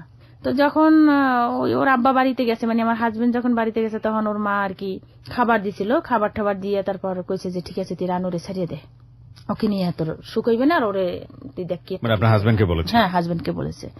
তখন বলেছে যে এত কদিনই 3টা বছর 2টা বছর পর্যন্ত এইগুলা সবকিছু এলোমেলো হয়ে গেল, যেটা হবার হয়ে গেছে, এখন আর এটা সম্ভব না, যেহেতু আমার বাচ্চা যখন ওর পেটে আসছে, এখন আর এটা সম্ভব না। তো উনি কালে ওই মুহূর্তে খাবার না খেয়েই চলে আসতেছে। তখন আমার কাকিমাই বললো যে ঠিক আছে, মানে পরে আর কি কাকে পাঠাই যেন বলছে ঠিক আছে রানুরে বল যেন বাড়ি নিয়ে আসে। পরে আমার ওই ঢাকাতে সবকিছু গুছানো টুছানো, যে মনে করেন মা ছিল না, শাশুড়ি ছিল না, কেউই তো ছিল না, তাই আমার জিনিস আমারই গুছাই রাখতে হয়েছে, যেটা ডেলিভারি কেসে যা লাগে আর কি। হসপিটাল লাগলে সেটা হচ্ছে পরের বিষয়, মানে আমার আনুষ্ঠানিক যা লাগে এগুলো সব গুছাই রাখছি। তা ওই উনি আইসা বললো যে মা তো তোমাকে পারমিট দিয়েছে যাওয়ার জন্য, তুমি যাবে কি তুই যাবে না সেটা তোমার ইচ্ছা। আমি কিছু না, এতদিন পর যখন সে মিলমাস হয়েছে বা আগে ছিল, ভুল তো মানুষ এই করে, তা যখন এতদূর হয়েছে তাহলে আমি যাই। এই করে বাড়ি ঠেরে গেলাম ঠেলাম, বড় মেয়েটা হলো, তার কিছুদিন পর আবার ঢাকায় নিয়ে আসলো। নিয়ে আসার পর উনিতে সেই চাকরি করতো, চাকরির জীবন থেকে পরে চাকরি ছেড়ে আবার নিল আপনার 87 সনে আপনার কেমিক্যালের ব্যবসা করতো। ওই যে আর উনি, মানে আমার কাকাতো ভাই আর উনি, এই দুইজনে মিলে চাকরি ছেড়ে কয় আমরা ব্যবসা করি। টাকাটা ছিল অন্যের বলতে মানে চুরি ডাকাতির টাকা না, মনে করেন আপনার সহযোগিতা হচ্ছে, আপনিও শেয়ার ছিলেন, ঠিক আছে। মানে 3 জনে মিলে এই কেমিক্যালের ব্যবসাটা 40 লক্ষ টাকা দিয়ে নামছে কেমিক্যালের ব্যবসাটা করতে। ব্যবসাটার আগের মুহূর্তে ওনার আবার হইল কি, আমার সাহেবের গালের ভিতরে ওই যে হোটে, মানে শেষ দাঁতটা যে ওরে আক্কেল দাঁত যেটা বলে, ওই দাঁত থেকে তার গালের ভিতরে ইনফেকশন হয়ে গেছে। ওইটা হলো আমার যখন আনবে উনি এই ইয়ার থেকে নেবে, আপনার এই মহাখালী থেকে যখন নেবে, ওই সময় ঘটনাটা এটা ছিল। দাঁতে অপারেশন হয়েছে, ওই সময় ফার্মগেট অপারেশন হয়েছিল, কোন ক্লিনিকে যেন, যাও ওই থেকেই তার জীবনটা মানে এলোমেলো হয়ে গেল, সেই ইনজুরির মতোই, মানে 2 দিন পর পরই তার অসুখ, 2 দিন পর পরই অসুখ, এরকম করতে করতে সে পর্যায়ে পরে ব্যবসাটা নিল। ব্যবসাটা নিয়ে এসে মনে করেন যে তারা ছিল 5 ভাই, টাকা যত আমাদের আয় ব্যয় হইতো, মনে করেন আমাদের ঘরে যত মেহমান আসতো আমাদের ঘরে আসতো, যত টাকা পয়সা যার লাগতো ওই ওনার ওইখান দিয়ে ওই ফান্ড থেকেই নিত। মানে উনি এখানে সব টাকা রুজি করতো, মনে করেন 5 ভাই সংসারে, বাড়ির সংসার, মানে মা বাবার টাকাটা এবং 5 ভাইয়ের টাকাটা এইখান থেকেই হইতো, কোনো ভাগাভাগি ছিল না আর কি। এখান থেকে নেওয়ার পর থেকে ভাইরা মনে করেন যে যতদূর পারছে নিছে, ভাইয়ের ছেলেরে বিয়ে পাশ করাই দিছে, অমুকরে লেখাপড়া করাইছে, কিন্তু নিজের জন্য কিছু করেনি। আমি মাঝে মাঝে কিছু একটা বলতাম, যে ওই সময় তো আমার বুদ্ধি কম ছিল, যাই হোক তারপরে একটু বলতাম যে দিন কিন্তু এভাবেই শেষ হবে না, কিছু একটা করো, এভাবে কিন্তু জীবন যাবে না। সে বলছে আমি যদি কারোর জন্য করি তা আমার জন্য আল্লাহ করবে। গেল এই জীবনটা। পরে শেষে কি হলো, আপনার বড় মেয়েটাও হলো, তারপর ছোট ছেলেটা, মানে বড় মেয়ের পর একটা ছেলে হলো, 85 সনের একটা ছেলে হলো। ওটার আবার হলো কি, ওটার হয়েছে পরে আমার গ্যাস্ট্রিক আলসার দেখা দিল। সেই আলসারের ট্রিটমেন্ট করলাম, বেশ ভালো গেল, সুস্থ হলাম। পরে আবার 90 সালে না যেন 98 সনে আবার একটা ছেলে হইল আমার। আচ্ছা, 98 সনে একটা ছেলে হইল। ওই সময় থেকেই আমার জীবনটা আবার সে ভাঙলয় আরম্ভ হইল। ভাঙল এভাবে ভাঙল রয়েছে যে মনে করেন যে এমন এক পর্যায়ে গেছে যে টাকা কিছু বাকি পড়ছে আমাদের, সে বাকি টাকাটা উঠানো হয়নি, মানে গেলে খালি ঘুরে আজকে না কালকে, কালকে না পরশু, এরকম করে বহুত দিন পার করতেছে। এই থেকেই আমাদের জীবনটার ভিতরে এলোমেলো, মানে ফার্স্ট টাইম তো করছি মাঝখান দিয়ে একটু কোন মোটামুটি ছিলাম, পরে যে মানে মেজর ছেলেটা হওয়ার পর থেকেই একটা যে ভাঙল লইলে, এই ভাঙল আজও আমি উঠতে পারিনি। তো মনে করেন যে ছেলে মেয়ের লেখাপড়া এলোমেলো হয়ে, তারপর ওই ছেলেটা মনে করেন হওয়ার পর থেকে আর কি ঝড় তুফান যা জীবনে শুরু হলো আবার নতুন করে। তো ওই হাজবেন্ডে মনে করেন যে যেখানে যেখানে বকেয়া টাকা রয়েছিল ওইটার পিছে দৌড়াইতে দৌড়াইতে সে গাড়ি ভাড়া ব্যবহার দিচ্ছে। আর ওই সময় বিপর্যয় অবস্থা খুব খারাপ। দুঃসম্পর্কের কাকাতো বোন উনি আসে বা ঢাকায় আসে, আইসা বলল যে বড় ছেলে মেয়ে দুইটা নিয়ে যাবে আর কি, এখানে থাকলে লেখাপড়া হবে না, কারণ তোরান পারছিস না, ও নিয়ে বাড়ি স্কুলে ভর্তি করাই দিই, ওদের দায়িত্ব নিয়ে গেল। তা আমি দিতে চাইনি, যাই হোক জোর করে নিল। মেজর ছেলেটা হওয়ার 5-7 বছর পর আবার একটা মেয়ে আমার হলো, ইচ্ছা ছিল না। তারপর ওইটা হয়েছে পর মনে করেন আরো অবস্থা খুবই খারাপ। কোরবানির একদিন আগে হয়েছে, 21শে ফেব্রুয়ারির দিন মেয়েটার জন্ম হয়েছে। তো 12 দিনের দিন ঘর আমার তালা মারে বাড়ি এলায়, ঘর তালা মারে দেয়, ঘর ভাড়া বেজে গেছিল আমার। তো মানে ওই সময় থেকে ব্যবসা আমাদের খুব খারাপ অবস্থায়, যে যেরকম পারছে সেরকম রয়েছে। তখন বাড়ি এলায় বেশিও ভাড়া ছিল না, 2 মাসের ভাড়া, তো ফ্ল্যাট ভাড়া তো একটু বেশি ছিল ওই আমলে। তো আমার ঘরে যে মাল ছিল, প্রচন্ড মাল ছিল ওই সময়, কেমিক্যালও ছিল প্রায় 90,000 টাকার কেমিক্যাল আমার সামনের ব্যালকনিতে ছিল। তা বলছিলাম বাড়িওয়ালারে যে ঠিক আছে আমি মাল জিনিস বিক্রি করে আপনাকে টাকা দেবো, আমার একটু সময় দেন। তা মনে করেন যে আমার কোরবানির আগের দিন ডেলিভারি হইলো, ওই মেয়ের বয়স যখন 7-8 দিন, তখন আমার ঘর আমাকে বের করে দিয়ে তালা মারলো। তালা মারছে পর এখন কোথায় যাব কি করব, মানে কান্নাকাটি করতেছি, বাড়িওয়ালারে মানুষ দিয়ে রিকোয়েস্ট করাইতেছি, আমি করতেছি যে ভাই এরকম অবস্থা, আমারও শরীর ভালো না, মাত্র কিছুদিন হলো আমার ডেলিভারি হলো, এই পর্যায়ে আপনি কত টাকা পাবেন, আমার তো ঘরে জিনিস আছে, আর দ্বিতীয় কথা আমার 1 লাখ টাকার মাল আপনার বারান্দায় রয়েছে। বাড়িওয়ালা শুনলো না শোনো না, আমি কি করলাম, জীবনে এত টাকা পয়সা ওর বাপের ছিল বা কোন এক সময় ভালো পর্যায়ে ছিলাম, এখন মনে করেন যে ঘর তালা মারছে, এটা নিজের কাছে একটা খুব খারাপ লাগছে। পাশে বসে আছি, মেয়েটা কোলে নিয়ে বসে আছি মন খারাপ করে। পরেও আমার ওই ওর হাজবেন্ড আসছে, আইসা কয় কি হয়েছে, পরে বললাম এই রুম খোলে না, কেন না। পরে উনি মনে হয় গেছে, যে বলে যে আপনি রুম তালা মারছেন কেন, টাকা দেবেন না, আপনি তো বেশি দিনে ভাড়া পাবেন না, আর যেহেতু আপনার বাড়ি আমি কত বছর থেকে, এখন একটা ডেলিভারি রুগী আমার ঘরে, দ্বিতীয় কথা আপনার ঘরে আমার মাল আছে, আমার 1 লাখ টাকার মাল পড়ে আছে, এমনি তো ফার্নিচার ওগুলো রয়েছে, এই কথাটা তো কাটাকাটি হয়েছে। যাক বাড়িওয়ালায় করলো না, একটা আলিকতে একটা লাইফ ইন্সুরেন্স করছিলাম 18 বছর মেয়াদে ওই বড় মেয়ের নামে, ওই কাগজপাতি মানে সবই সে তালা মারিয়ে দিল। আচ্ছা, সে কোনো রিকোয়েস্টই করলো না, জানি না তার মনের ভিতরে কোন ক্ষোভ ছিল। এখন গেলাম আরো অনুপায় হইয়া, ঢাকার বাড়ি কোথায় থাকবো, কি করব, ওনার ভাই বেড়াদারের বাসায় তো যাবো না, গাজীপুরে যদি ওনার 2 ভাইয়ের বাড়ি, ওখানে যাব না, কারোর সাথে এই সম্পর্ক ভালো নেই, এই টাকা পয়সা নিয়ে বিজনেস নষ্ট হয়েছে, এইটা নিয়ে খুব সবার সাথে কথা, তারা বাইরে বাইরে, আমরা না, কাটাকাটি হয়েছে, এই জন্য আমি কোথায় যাব, আর খালার বাসায়ও থাকা সম্ভব না, বাচ্চা কাচ্চা নিয়ে যার যার মতে হয়ে আছে, কতদিন একটা মানুষের বাসায় থাকে। তো এইরকম পরিশ্রম দেখলাম যে আমার পরিস্থিতি খুবই খারাপ হইয়া দাঁড়াইছে। ঠিক আছে আমি ছোট একটা রুম নেই, নিয়েছি, আর কাপড় চোপড় কোথায় পাবো, কি পাবো, বাড়িওয়ালায় তো কোনো বেডিং কোনো কিচ্ছু না, কোনো কিছু দেয়া নেই, শুধু যার যার পরায় যে কাপড় ছিলাম সেই কাপড়েই। তো এরকম করে একটা রুম কোনো মতে নিলাম, যাক একটা কাতা কোতা কেউ দিল ঠিল, এরকম করিয়া ওই ফ্লোরে ওই ছোট কোলের মেয়েটা নিয়ে আর ওই মেজর ছেলেটা নিয়ে, এই 2টা বাচ্চা নিয়ে স্বামী স্ত্রী 2জন 4জন এই ছোট্ট একটা রুম নিয়ে কোন রকম জীবন যাপন করলাম। এখন কইতেছি এভাবে কয়দিন, এর ভিতরে ওই ছোট মেয়েটা যখন হলো, আমার হলো টাইফয়েড যে হয়েছে আমি তার জানি না। এখন ওই সময় আমার হাজবেন্ড আবার একটু অন্য পর্যায়ে গেছিল, আমি তো ওই সময় কোন সময় খোঁজ খবর নিতাম না, আমার সাথে যে থেকে ওনার সাথে সম্পর্কটা ভালো হয়ে গেল, এ পর্যন্ত ওনার খারাপ কিছু আমি দেখিনি। আচ্ছা, মানে সম্পর্ক ভালো হওয়ার পর থেকে আপনি খারাপ কোনো কিছু দেখেন না, কোনো মেয়েলি বিষয় না বা কোনো ব্যাপারে না, পারলে কারো সাহায্য করছে, এতটুকু আমি দেখছি। তো এই জন্য আমার আত্মবিশ্বাস ছিল যে আমার হাজবেন্ড কোনো খারাপ কাজ করতে পারে না। তো চিন্তা করলাম যে হয়তো হাতে পয়সা করি নাই, ধান্দায় ঘুরতেছে, সকালে বের হইতো, রাত্র 12টা ঢুকতো বাসায়, আমিও না, ওই জ্বর খালি আসতো, খাবারও পাই নেই, কতদিন আমি রয়েছি। এমনিতে বাচ্চা কাচ্চা হলে ক্ষুধা লাগে, বাচ্চা বুকের দুধ খাচ্ছে, খাবার টাবার পাইতেছি না, 24 ঘন্টায় 8টা রান্না নেই, শুধু খালি ফ্লোরে শুয়েই আছি, বাচ্চাও কান্না করতেছে দুধ খাবে, তো দুধ পাইতেছে না। পরে এরকম করতে করতে বেশ কতদিন চলে গেল, আমার যে টাইফয়েড হয়ে গেল আমি তো জানি না। এখন আমার মাথায় চুল ছিল, এ পর্যন্ত চুল ছিল ওই সময়টায়, আমার চুল পেঁচাতে পেঁচাতে পাগলের মাথায় জট ওরকম হয়ে গেল, কারণ উঠতেই পারিনি, কে মাথা আশ্রাইবে। এরকম বলতে বলতে আমি 5টা টাকা যেন কোথায় আমি কোত্থেকে জেনেছি আমার মনে পড়তেছে না, যে এরকম পাশের রুমে আমাদের দেশি একটা ভাই আছে, আমি যে উঠে যাব সে যাইতে পারিনি, তো আমি এমন জায়গায় শুয়ে আছি যে মানুষ হেঁটে গেলে আমি দেখি, আমি ডাক দিছি, ভাই ভাই বলে ডাক দিছি। কই কিছু বলবেন? আমি কি হ্যাঁ। কই আমার কাছে 5 টাকা আছে, করে চিরা এনে দেন আমারে। তো উনি 5 টাকার চিরা এনে দিল। এখন উঠতেও পারি না, চিরা ভিজাতেও পারি না, ধুইতেও পারি না, খাবো কিভাবে? বাসাতে ছোট মেয়েটা কোলে, আর ছোট ছেলেটা ছোট একদম। পরে আমি চিরাটা ধুইতে নিলাম, কোন রকম উঠে একটু বাটিতে করে পানি নিয়ে, কিভাবে একটু পানি যেন ছিল ওইটার ভিতরে চিরাটা দিয়ে একটু কোন রকম ধুইতেছি, দেখি যে কিরা ভরা, কিরা বোঝেন মানে পোকা। তো আর খাইলাম না, যে ওই চিরাটা খাওয়া যাবে না। তখন মানে ক্ষুধা যে কি জিনিস, ওই বাচ্চারাও খাবার দিতে পারতেছি না, আমিও খেতে পারি না। তখন আমার ওই যে বাচ্চাটা 3-4 বছরের বড় ছেলেটা, ওই ছেলেটা বলতেছে মা আমাকে ভাত দাও। তখন আমার চোখের পানি ঝরঝরিয়ে পড়তেছে যে কত ভাত আমি খাওয়াইছি, কত মানুষের রান্না করে, আজকে আমার ছেলে ভাত চাইতেছে, ভাত দিতে পারতেছি না, মানে খুবই কষ্ট। পরে আমি জানতে পাই যে আমার স্বামী জুয়ায় লিপ্ত হয়েছে ওই সময়তে। টাকা ওই যে যেগুলো বকেয়া ছিল না পাইতে মনে করেন যে সে যে ওইখানে সময়টা টাইম পাস করতো। 20 টাকার খেলা কি হয় জানো, সেই 20 টাকা দিয়ে খেলে, কিন্তু বড় ধরনের অ্যামাউন্ট নিয়ে খেলার মতো ক্ষমতা ওনার ছিল না।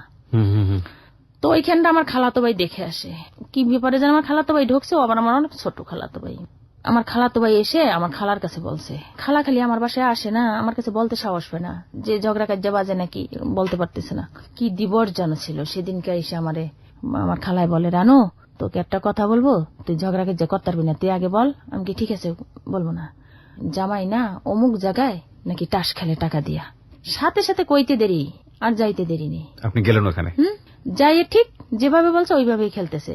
আমার লাইফটা কষ্ট করে ও যেভাবে তোর সাথে বিয়ে হয়েছে, মাত্র 2-4 দিনের সুখ তোর ঘরে করতেও পারি না ঠিক মতো, তারপর থেকে আবার জীবন যুদ্ধ শুরু হয়ে গেল। এখন আমি এই যে ভাত, আমার বাচ্চারা ভাতের জন্য কষ্ট করে, কাপড়ে চেপড়ে, জানেন আমার ওই সময় আমার পরার মতো কাপড় ছিল না। এই পর্যায়ে মনে করেন একটা কাপড় আমার পরাই ছিল, ওই পরার কাপড়ই নিয়ে আসছি এই পর্যায়ে। এইটা মানে ওর উপরে ঢালছি আর কি জিতটা। আমাদের খাবার ঠাবার দিতে পারোস না, বাচ্চাটা ছোট, আবার তাস খেলো, আবার তুই তাস খেলতে আসতো। মানে এই বলার পর মানে আমার মন মেজাজ খুব, আমি মানে ওনাকে তুই তাহারি বাসা শুরু করছি যে এই তোদের এনে লিটার কেটা ডাকতাম কিরম, মানে আমি খুব ওই একটা ওই সময় মানে ভয় করিয়ে কারোর কথা বলিনি। তুই জানো এই তুই যে এনে খেলতে পারছিস, তুই জানো যে এখানে তোর বউ তোর বাচ্চাকে খাবার নেই ঘরে, তুই জানোস আমি যে জ্বরে ভুগতেছি, আমার একটা প্যারাসিটামল পর্যন্ত আনিয়ে দেন এই সময়। আমি একদিন শুয়ে শুয়ে কই কি ব্যাপার, আমার কি প্যারাসিটামল আনা যায় না, কতদিন যাবত আমার জ্বরটা না, হ্যাঁ কিছু কয় না। আর সে উনি যে খাইতেছে না তাও বলে না, যে কোনো খাবারের ব্যবস্থা সে করে না। ওই রাত্রটু মনে করেন 2-3 পর্যন্ত সে 3-4 ঘন্টা থাকে, সকালটা হয় বের হইয়া যায়। তা আমি এখানে এই বাচ্চাগুলো নিয়ে কি করবো, সময় তো কাজও করতে পারি না। এরকম করতে করতে বেশ কতদিন এখন ত্যক্ত হয়ে গেলাম যে না এরকম জীবন থাকে না, কিছু একটা করতে হবে। ও একদিন আসছে, ওর পকেটে আমি হাত দিয়ে দিই 10 টাকা। ওই 10 টাকা নিয়ে ওই যে আমার মধুমিতা খালু থাকে টিএসিতে চাকরি করে, ওই সময় ওই খালুর বাসায় আমি মানে এমন ভাবে ছিলাম, কাপড়টা মানে বাসা বাড়িতে শুয়েছিলাম তো, কাপড় খোলামোলা ওইগুলো মনে পড়তে পড়তে আমি রাস্তায় বের হয়েছি, ওয়াল ধরে ধরে বের হয়েছি। মানে টাইফয়েড হইতে হইতে এমন হয়েছে আমি তো বুঝতেই পারিনি যে টাইফয়েড হয়েছে, কিন্তু আমি কঙ্কালের মতো হয়ে গেছিলাম। আমি আস্তে আস্তে ওয়াল ধরে, আমাদের রিক্সা ভাড়াও নাই, অনেক দূর, মনে করেন টঙ্গী থেকে সেই মধুমিতার ওটা অনেক দূর, সেইখানে আমি হেঁটে হেঁটে সারাদিন বসে মেয়ে রেখেছি, রাগের ঠেলায় মেয়ে নিয়ে নেই, তোর বাচ্চা কাচ্চা তুই রাখ, আমি যাই। ও গেছে গোসল করতে, আমি 10 টাকা নিয়ে পরে বের হইয়া ওই খালুর বাসায় গেছি। খালু আমার দিক তাকাই কয় কে তুমি, চিনতে পারতেছে না। তখন আমি কান্না করতেছি, খালু আমি রানু। এই খালু বসার থেকে দাঁড়াইছে, কিরে তুই এরকম। পরে সব খালুর কাছে কানলাম আর বললাম যে খালু এই অবস্থা। আমার খালু ওই সময় কি করলো, খাবার টাবার খাওয়াইয়া 250 টাকা ওই সময় আমার হাতে দিল, এই টাকাটা দিয়া ফার্স্ট ট্রিটমেন্টটা নে, আগে একটা ডাক্তার কাছে যা দেখ কি বলে। পরে ডাক্তারের কাছে, একটা ক্ষুদ্র ডাক্তারের কাছে যাইয়া, মানে আপাতত আমার চিন্তা ভাবনা ছিল অন্য, যে এখানে থাকবোই না। আপনার ছেলেটা তখন কোথায়? একটা ছেলে একটা মেয়ে, সেটা হলো বাড়িতে। আচ্ছা, বাড়ি দিয়ে দিচ্ছে, কারণ এখানে থাকা খাওয়া সব জিনিসই কষ্ট, আর স্কুল নষ্ট হইতেছে মানে। হ্যাঁ, আর একটা মেয়ে আপনার কাছে? হ্যাঁ, আর একটা মেয়ে একটা ছেলে আমার কাছে। ও, তখন ওই একটা ছেলে একটা মেয়ে নিয়ে সমস্যা হচ্ছে, ছোট 2টা আমার কাছে, আর বড় 2টা বাড়িতে। চলে আসছি। পরে ওই যে খালু যে 250 টাকা দিল ট্রিটমেন্টের জন্য, তো ক্ষুদ্র ডাক্তার দেখাইয়া ওই মুখে বইলে আর কি প্যারাসিটামল যা যা দরকার ওগুলি আনছি, আইনা কোন রকম খাইয়া। পরে আমি আমারই মানে আমরা পাশাপাশি থাকতাম, খুবই ভালো। ওর সাথে আমি শেয়ার করলাম যে রহিমা আমি তো এখানে থাকবো না, দেখ এখানে থাকলে দেখ আমার অবস্থা, চুলের অবস্থা, আমার গায়ে জ্বর, আমি তো দেখ কি অবস্থা, তো এই সময় দেখেন আমি আমার ওই খালার গোষ্ঠী আমি আনছিলাম, কেউ আমার খোঁজ খবর নেয়নি। আমার আপন যা ভাসুর মানে সব আত্মীয় স্বজন সব ঢাকায়, কিন্তু কেউ খোঁজ খবর নিতে না। আর দেখি যে স্বামীও নিত না। আমি যদি সে নাও খাওয়াতে পারে, সে একটা কথা দিয়ে সান্ত্বনা দেবে, মাথায় পানি দিতে পারে বা সে শেয়ার করতে পারে, সে সকালে বের হয়ে যায়, রাত্র 12টা বাজে ঢুকে। যাকে পরে এগুলো গেল, রহিমের সাথে করলাম যে রহিমা আমি যদি বাড়িতে যাই তাইলে আমার তো ভাড়ার টাকার দরকার, আমি পাবো কোথায়? তখন রহিমা কি করলো যে খালা ঠিক আছে তোমার আমি টাকা ম্যানেজ করে দিই, তুমি যাও বাড়ি। এর ভিতরে আবার সংবাদ পেলাম কি আমার শাশুড়ি 12ই ফেব্রুয়ারি মারা গেছে, মার্চের 1 তারিখে আমি বাড়িতে গেছি। যাই দেখি আমাদের ঘর তালা মারা, মানে আমার শ্বশুরের ঘর তালা মারা। আর আমার বড় কাকি আছে, ওই যে কাকির কাছে আমি থাকতাম, ওই ভাড়া ঠাড়া দিয়ে ঠিক আমি গেলাম। যাইয়া আমি বড় কাকির ঘরে উঠছি, মানে আমার শ্বশুরের ঘরে উঠি না, কারণ শ্বশুর আগেই মারা গেছে আর বাড়িতে কেউ থাকে না। আমার শাশুড়িও মারা গেল, তাই ঘর তালা মারা না, তো খালি ঘরে যাই না। আর শাশুড়ি মারা গেছে, একটু ভয় ভয় করছে, এই জন্য আমি যাইনি। তা আমি যে আমার বড় কাকার ঘরে দরজা লক করলাম, খুলে কাকিমে আমারে দেখে একটা চিকেন মারলো। খুব সকালে তো লঞ্চায়, তো কাকিমে দেখে আমাকে ভয় পেয়েছে, মানে কেমন হয়ে গেছে বুঝেনি তো, যে টাইফয়েড হয়ে আমি শেষ হয়ে গেছি, আমি তো বুঝতে পারি নাই। পরে দেখে ধরে না কাকিমায় কান্না করতেছে, কাকিমে যথেষ্ট আদর করতো আমারে। তখন কাকিমে আগে বসাইয়া সব খাবার টাবার করে এই কাকিমে আমার যত্ন শুরু করলো। ডাক্তার হইতে যা যা দরকার, মানে ভাত মানে সবজি দিয়ে চটকাইয়া খেতে চাইতাম না, খুব জোর করে খাওয়াইতে, বাচ্চা যেরকম খাওয়ায়। তার একটা মেয়ে আছে পাশায় বিয়া দিছে, তা আমার কথা বলছে যে রানু বাড়িতে আছে, ওর অবস্থা খুব খারাপ, তো দুধ যায় সব দিবি। আর ওই সময় দুধের কেজি ছিল 10 টাকা আমাদের বাজারে, তো বাজার থেকেও দুধ আনতো, আবার ওই নাজমাপার বাড়ির দুধও আমার জন্য দিত, কারণ টাইফয়েড হয়েছে তো। এখন মনে করেন গ্রামে তত ফল টল খুব কম পাওয়া যায়, দুধটা সবজি মাছ ঠাস সবই টাটকা। তো কাকিমে যথেষ্ট পরিমাণ আমার এই সময় খেয়াল খোঁজ নিল।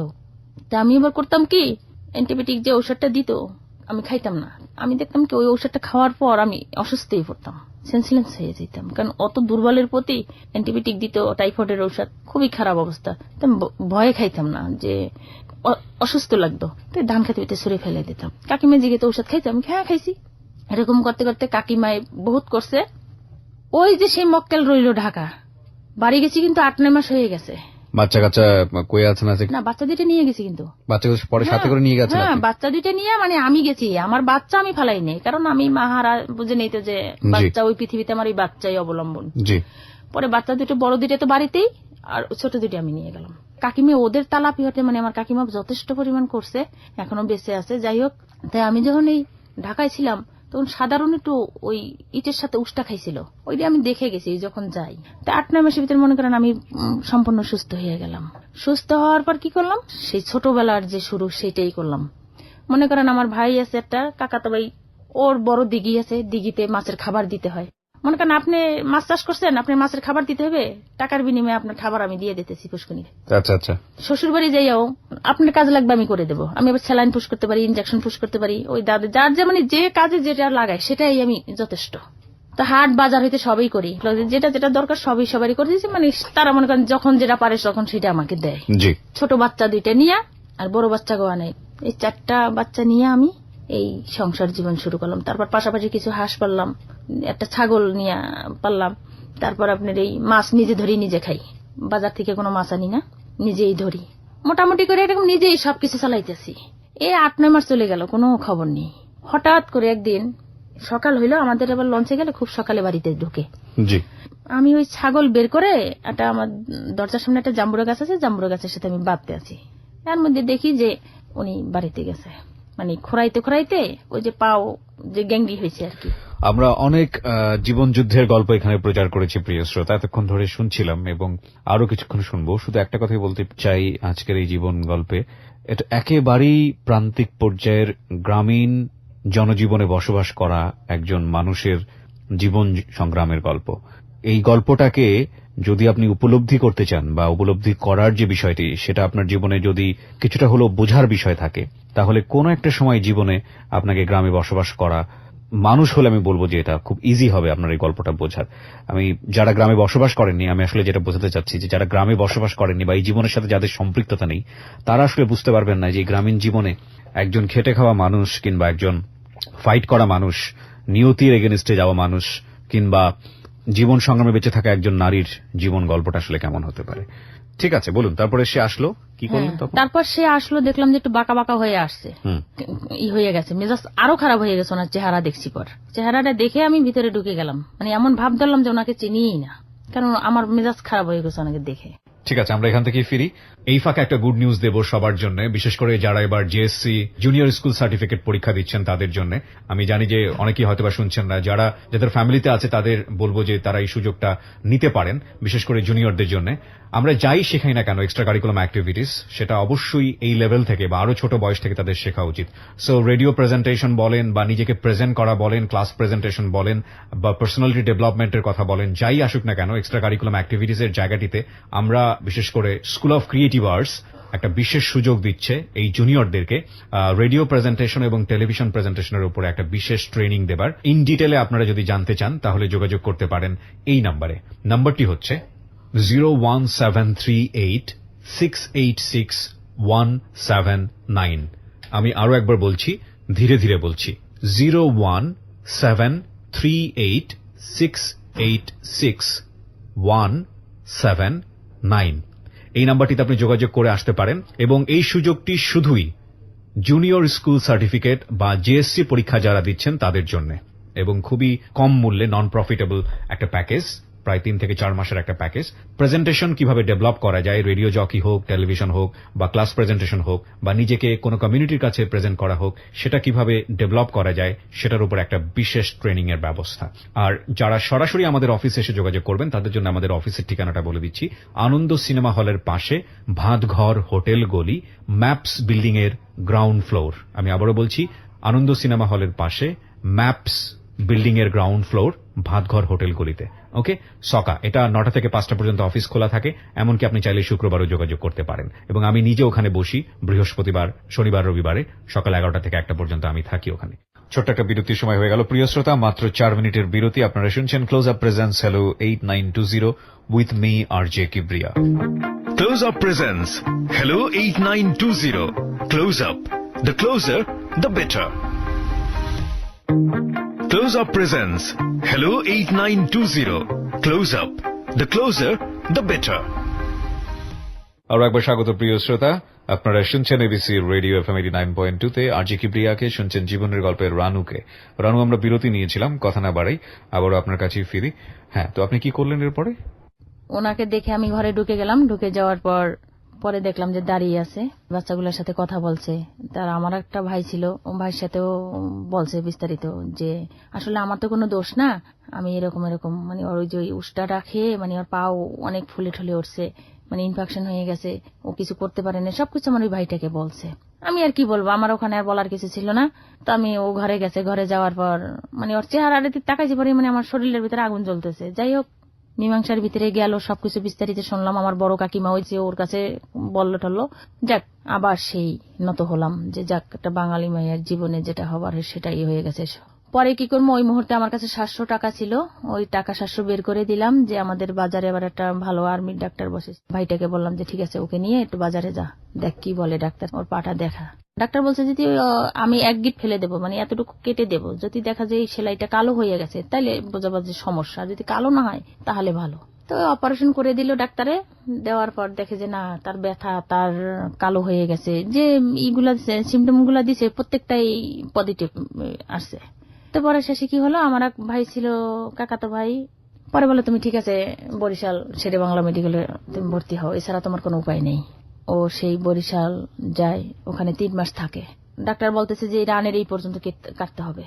তো এটা শুনে উনি খুব নার্ভাস হয়ে যায়। তো যে যা পারছে আমাদের জাত গোষ্ঠীতে, মনে করেন যে আমাদের আত্মীয় স্বজন যে আসলে পুরো রান পর্যন্ত কেটে ফেলতে হয়।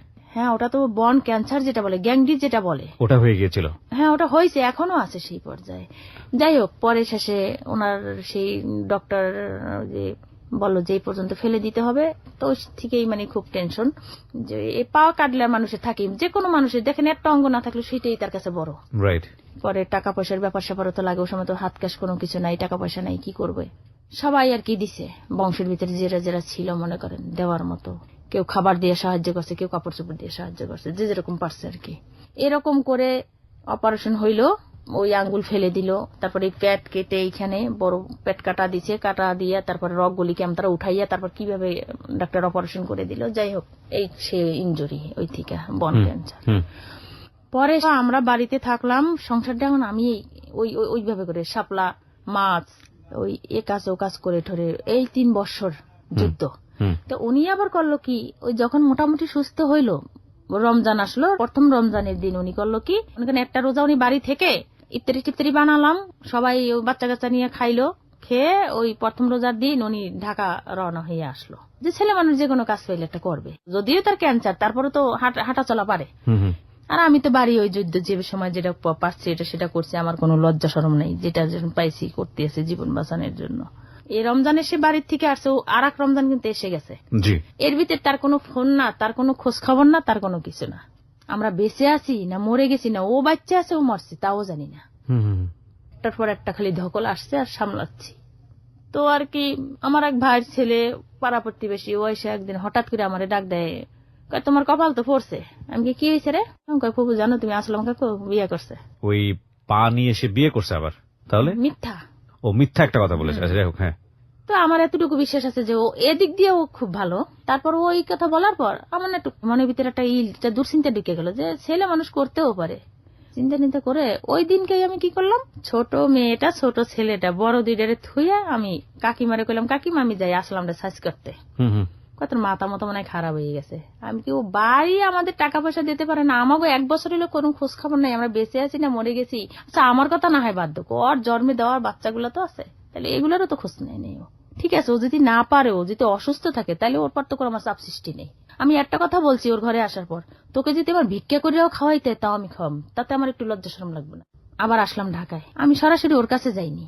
তো আমি ওই আশপাশ বাড়ি নিতেছি যে এই নামে এখানে কোন নতুন বিয়া হয়েছে নাকি, এত ও আবার টাইম দিতে কয় ফুবু এই টাইমের ভিতরে বিয়া হয়েছে। আমি কই আমি আগে বাড়ি দিয়ে দিই, দেখি এই টাইমে এইরকম বিয়া হয়েছে কিনা। সবার কাছে যে জিজ্ঞেস করতেছি যে দেখেন এই নামে আমাকে এইখানে কোনো বিয়ে ঠিয়া হয়েছে নাকি নতুন 2 মাসের ভিতরে। না তো, এরকম কোনো ঘটনা না। এখন এরকম মানে একজনে কইলে বিশ্বাস করি, আরেকজনের কাছে জিগে, এরকম জিগাইতে মনে করেন যে ওইখান থেকে আমি খুব ঘোরাঘুরি করতেছি। এখন আমি কইতেছি ওরে পামু কোথায়, তা কেমন করে জ্বরে যে পাইলাম এটা আমি জানলাম না। যাই হোক পাইছি, পাইয়া আমি কে দাঁড়ারে, আমি বেশিরভাগে তুইই বলি, কারণ কাকা তো ভাই তো। আমারে দেখে না চমকে আছে, কিরে তুমি? আমি মানে আমি কোথায় থাকো, তোর ঘর কোনটা দেখা তো আমারে। আমার তো ঘর নাই, থাকো কোথায়, বস্তিতে না রেল সড়ক থাকো? এরকম তর্ক বিতর্ক রাস্তা, রাস্তার ভিতরে কোনো বাড়াবাড়ি করো না, কি বলবো বলো। আমি শিখেছি আমার সেই জায়গায় বসা। এই তুই বলে বিয়া করছিস রে, তুই আমার এই 30 বছরের খাবার ঠাবার দিতে পারো না, আমি নিজে কর্ম করে নিজে খাই, জীবন যুদ্ধ করতেছি। তোর ভাত কয়দিন খেয়েছি রে? এইরকম কইছি যে পরা কাপড় পরি না, আজকে 25 বছর হয়ে গেছে। তোর বিয়ের জীবনে আমাকে একটা জিনিস কিনে দিছো, কইতে পারবি স্বামী হিসেবে কি দেখছো আমার জীবনে, তুই কি দিছিস ক? তুই খালি একটাই উপহার দিছে, সেটা হলো 4টা সন্তান তুই দিছে, এইটাই আমার বড় জীবনের উপহার। আর কি দিছস? এই কথার কাটাকাটি হলো, তুই বিয়ে করছিস বলে করছে, তাতে তো বউ কই। তারপর সে কয় যে না আমি কিসের বিয়ে করবো, আমি ইনজুরি, আমি কিসের বিয়ে করবো। আচ্ছা তাহলে এই যে 1 বছর বাড়ি রাইখে আসছো, আমাদের কি তোমার কোনো দায়িত্ব ছিল না যে আমাদের খোঁজ খবর নেওয়া? তুমি দেখছো যে আমি এর বাসায় কাজ করি, ওর বাসায় কাজ করি, মহিলা মানুষ এই ড্রাম নিয়ে সেই অত বড় দিঘির ভিতর নামে আমি মাছের গায়ে চুন দেই, মাছের খাবার দেই, রমিওর মার বাজার করি, ওই আলমের উপর কাজ করি, বড় কাকিমার কাজ করি, এই আমার কেটে জীবন না? এইরকম করে এই জীবনটা। তারপর তোর সেই আবার সেই 1 বছর হলো বাড়িতে আসলো, আবার সেই অসুস্থ। আবার আমার কি হলো, আমার আবার যক্ষা দেখা দিল। তো এরকম জ্বর আসে, খেতে পারি না, কেমন যেন লাগতেছে। তো আমি বললাম যে এরকম জ্বর আসতেছে, একটু ডাক্তারের কাছে যাওয়ার দরকার। এ মনে করেন বলছি, হ্যাঁ মনে করেন 1 মাস হয়ে গেছে, কোনো ডাক্তারের কোনো খবর নেই। তো এখন দেখি যে না, একদম বিপর্যয় আছি। তা ওই যক্ষা হলে নাকি গলার থেকে ব্লাড আসে, ওরকম কিছু না। ওই বিকাল হলে একটু কাশ আসতো আর গায়ে জ্বর থাকতো, আর খেতে ইচ্ছা করতো না। তো একদিন নিজে উদ্যোগ নিয়ে যা দেখি একটু যাই ডাক্তারের কাছে। ওরা টেস্ট মেস্ট দিল, দেওয়ার পর বললো যে যক্ষা। এই শুনে তো আমার মাথার ভিতরে একদম যক্ষা, তাহলে তো মনে হয় এই জীবন শেষ। আমি কি যক্ষা হইব না? যে পরিশ্রম ছোটবেলা থেকে করি, ধুলা বালু, যে একটা মানুষের যে থাকে পরিষ্কার, এভাবে তো হয়নি। ছোট থেকে মাছ মোষ আবিজিবি সবই তো করছি জীবনে, ধুলা বালু তো হইতেই পারে। আমি কি যা মরি, ট্রিটমেন্ট আর করবো না। এরকম করতে করতে পরে ডাক্তার দেখালাম, এখন সরকারি ওষুধ খেতে হবে। তো ওর আব্বা এই ব্যাপারে কোনো গুরুত্বপূর্ণ কোনো কিছু বললো না, যে ঠিক আছে চলো যাই ডাক্তারের কাছে, ডাক্তার দেখাইতে। আমি চিন্তা করলাম যে যা কি জন্য বাঁচবো, দরকার নেই বাঁচার। ঔষধ দিল, খাওয়া শুরু করলাম। ও আবার সেই ঢাকায় আসে আমাকে রেখে। তো আমি ওইভাবেই চলতেছি। এখন দেখি যে আমার ঘরের ভিতর বড় মেয়েটা একটু বড় হইয়া উঠতেছে। আমিও তো ওই সময় মনে করেন আরো কত দিনের আগে, এটা হলো যে অনেক দিনের আগের কথা, তাই না? তা আমিও তো সময় আরো তো আমার ইয়ং ছিলাম আমি। তো এখন দেখি যে আমার ঘরের সিঁড়ির নিচ থেকে, মাটির ঘর তো, মাটি কেটে ঘরের ভিতর লোকজন ঢোকে। একা বাড়ি তো, আমার বাচ্চা ছাড়া একা বাড়ি, 3টে ঘর 3 বিটিতে। আমার ঘরে আমি থাকি বাচ্চা নিয়ে, আমার বড় কাকি একা থাকে, আর আমার বাবার ঘরে থাকে সৎ মা আর বাবা। তা বাড়ির ভিতরে তো মানুষ নেই, একা বাড়ি পর্যন্ত ফাঁকা। তা ওই চোর তো আসে না, আসলে ওগুলো খারাপ দৃষ্টিতে মানুষ আসে আর কি।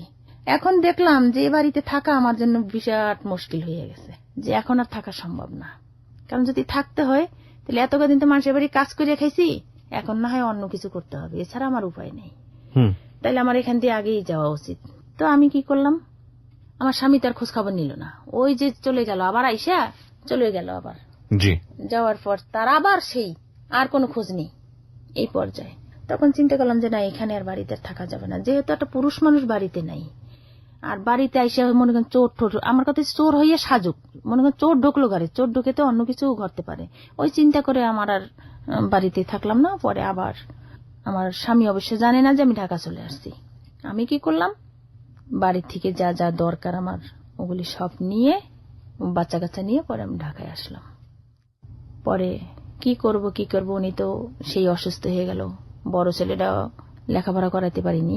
আমার মনে করেন যে 4টা বাচ্চা, আমার ছোট মেয়েটারই 15 বছর চলে, 15 বছরে আর স্কুল গ্যাপ, লেখাপড়া করাতে পারলেন না? না, একটা ছেলে মেয়েও ঠিক মতো মানুষ করতে পারলাম না। কারণ যখন আমি মানুষটা করাবো তখনই আমি ডাউন হয়ে গেছি। ঢাকায় আসলাম, ঢাকায় এসে মনে করেন যে, কত সালের দিকে ঢাকায় আসলেন? ঢাকায় আসছি ওটা হলো আপনার 12 বছর আগে। কত হয়, আজ থেকে আরো 12 বছর আগে। তখন আপনার মেয়ের বয়স কত? ছোটটার বয়স ওই সময় ছিল 4 বছর মনে হয়, এই 15 চলে। আর বড়টার বয়স কত? বড়টা তো এখন মনে করেন যে 92 ডিসেম্বরে 24 তারিখে জন্ম। কি করব পরে আইসে ওনাকে ধরলাম। ধরার পর, ওনাকে কে? মানে আমার হাজবেন্ডকে ধরলাম। আচ্ছা। হাজবেন্ডকে ধরলাম, তার কাছে জানলাম যে এভাবে আমাকে তো ফেলে রেখে আসছো, আমরা তখন বাড়িতে এই পর্যায়ে যাচ্ছে, মানুষজন ঘরে ঢোকে, কোন সময় কোন কি হইয়া যায়, এই জন্য আমি চলে আসছি। এখন কি করবা করো। তখন আমি কি করব, যাক তুমি কিছু না করার পর যাই হোক একটা ঘর রাখলাম, সেই ঘরে উঠলাম। ওখান থেকে মনে করেন কিছু চাল ঠাল, মানে চলার মতো কিছু আর কি নিয়ে আসছিলাম, যে ঢাকা এসে যাতে চলতে পারি। তখন চিন্তা করলাম যে আর কি করব, তার বাচ্চা কাচ্চাগুলো আর স্কুলে দিতে পারিনি, যে একটা লাইনে না দাঁড়িয়ে তো দিতে পারবো না। তো মেজো ছেলেটাও স্কুল বন্ধ, ছোট ছেলেটা, বড় ছেলেটা, আর বড় মেয়েটার ও সময় বিয়ে হয়নি। আমি যখন এই লাস্ট বার ঢাকায় আসি, বড় মেয়েটারও বিয়ে হয়নি। ছেলে মেয়েগুলো বড় করছি এইভাবেই, যে আমি কাজটা বেশি করছি আর কি, কাজ বেশি করছি। ঢাকায় এসে আপনি কি কাজ করা শুরু করলেন?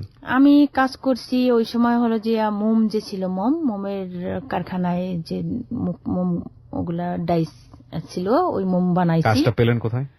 ওটা একজনের মাধ্যমে আমি গেছি আর কি, একজনের মাধ্যমে যে মোমের ইতে গেছি। তারপর মনে করেন যে চিন্তা ভাবনা ছিল অন্য কিছুতে, সেটা করতে পারি না, হাত কাজ ছিল না, তো ওই মোমের ওইখানে কাজ করছি। আবার মনে করেন বাসা বাড়িতে পার্ট টাইমে কাজ করছি, যে দেখা যায় রাত্রে সময় পেয়েছি, রাত্রে করে দিছি। মানে এরকম করে আমার তার সাথে কন্ট্যাক্ট ছিল যে আমি আপনার পার্মানেন্ট বলতে পারবো না আমি কোন সময় কাজ করব, কিন্তু যখন আমি পারবো সুযোগ, আমার এই কাজটা আগে ঠিক রেখে আপনাকে বাড়তি কাম আমি বাড়তি সময় করে দেবো, ওইভাবে করে মনে করেন যে করতাম। তারপর মনে করেন যে আমার যে আত্মীয় স্বজন ছিল কিছু, তারা এখন নাই অবশ্য, ওরা কিছু হেল্প করতো। যখন মনে করেন বড় ধরনের বিপদে পড়তাম, যে আর পারছি না, মনে করেন 4 দিন 5 দিনেও ভাত রান্না হয়েছে না, বা বাচ্চাকে কাপড় চোপড় দিতে পারছি না, অনেক কষ্ট, তখন তাদের কাছে হাত পাচ্ছি, তখন তারা দেশে কিছু আর কি।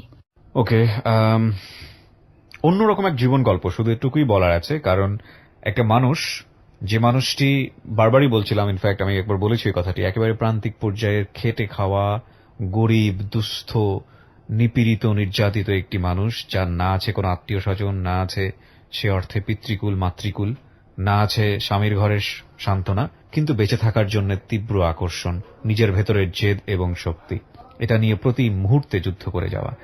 এই জীবন গল্পে একটা কথা শুধু বলতে পারি, এই রকম একজন নারী আর সমাজের একেবারে উচ্চ পর্যায়ের একজন নারী, যাদের অর্থনৈতিক অবস্থা বলেন বা অন্যান্য অবস্থা বলেন খুব ভালো আছে, কিন্তু এই সাপোর্টটা তাদের থাকে না অনেক সময়, সামাজিক, পারিবারিক।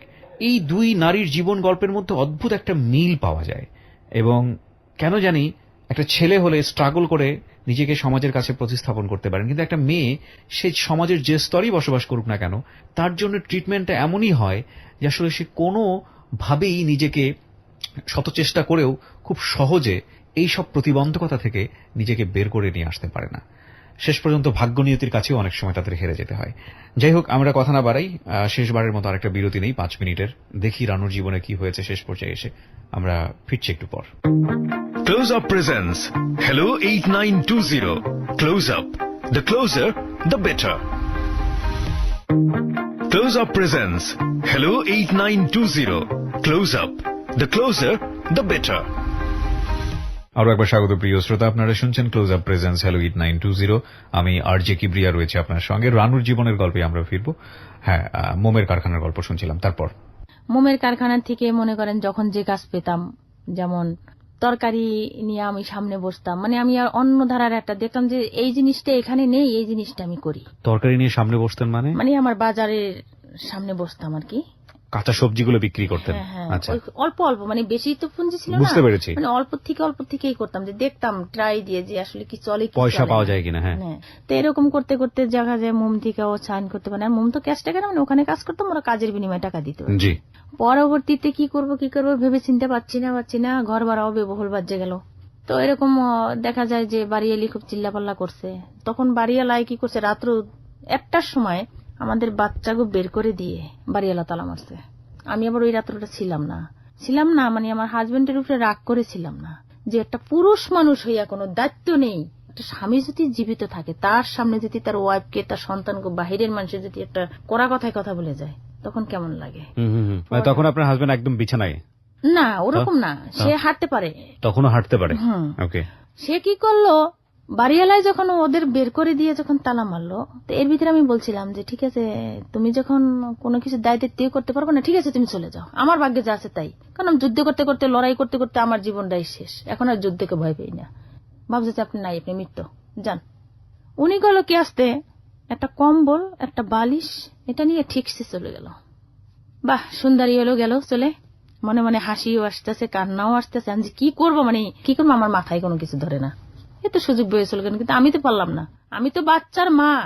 আমি চিন্তা করছি যে আজকে যদি আমার জায়গায় অন্য কেউ থাকতো, তাই ছেলে মেয়ে ছুঁড়ে ফেলে চলে যেত, কিন্তু আমি তো করিনি। শুধু আমার বাবা, আমার মা, এর কথা ভাবছি যে আমার মার বিরুদ্ধে যেন কেউ বলতে না পারে যে এই মহিলা একটা মেয়ে রেখে গেছে, এই মেয়েটার চরিত্র খারাপ।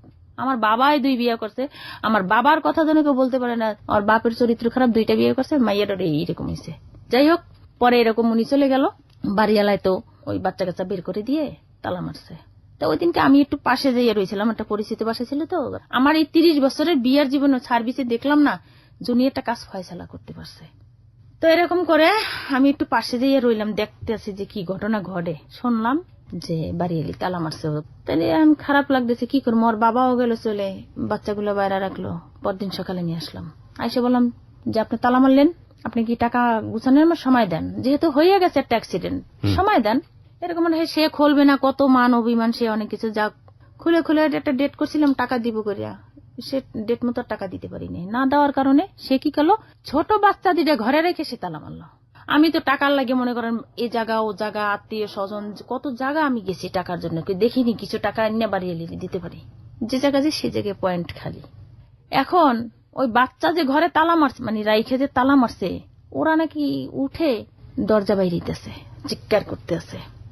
ওই খবরটা আবার আমার কাছে দিছে পর পাগল হয়ে যেতেছে, কি খাইছে তো, ওরা তো ভয়তে এই যাবে। পরে এরকম কারে কাছে যেন ফোন দিলাম যে তুমি একটু রিকোয়েস্ট করে বলো বাচ্চা 2টা ঘরে, ওরা ভয় পাইবে। ও বাড়িয়ালি নিয়ে কি কইতেছে, তোকে থানায় দেম, মানে বাচ্চাকে ভয় দেখাইতেছে, তোকে থানায় দিয়ে দেম, তোমাকে ওম করবো। ওরা তো ভয়তে বলে এইরকম ফুলিয়া রয়েছে।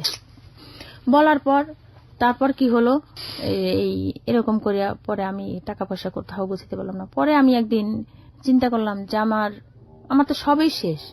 পরে চিন্তা করলাম, তারপরে গভীর চিন্তা যে কি করব এখন, আমার মাথায় তো ধরে না, কারণ আমার সাহায্য করার মতো কেউ নাই। আমার আত্মীয় স্বজন সবই বড়, কিন্তু আমি যাবও না, ওরা দেবে না। তো আমি কি করব, এই ভেবে ভেবে ভেবে ভেবে চিন্তা করলাম।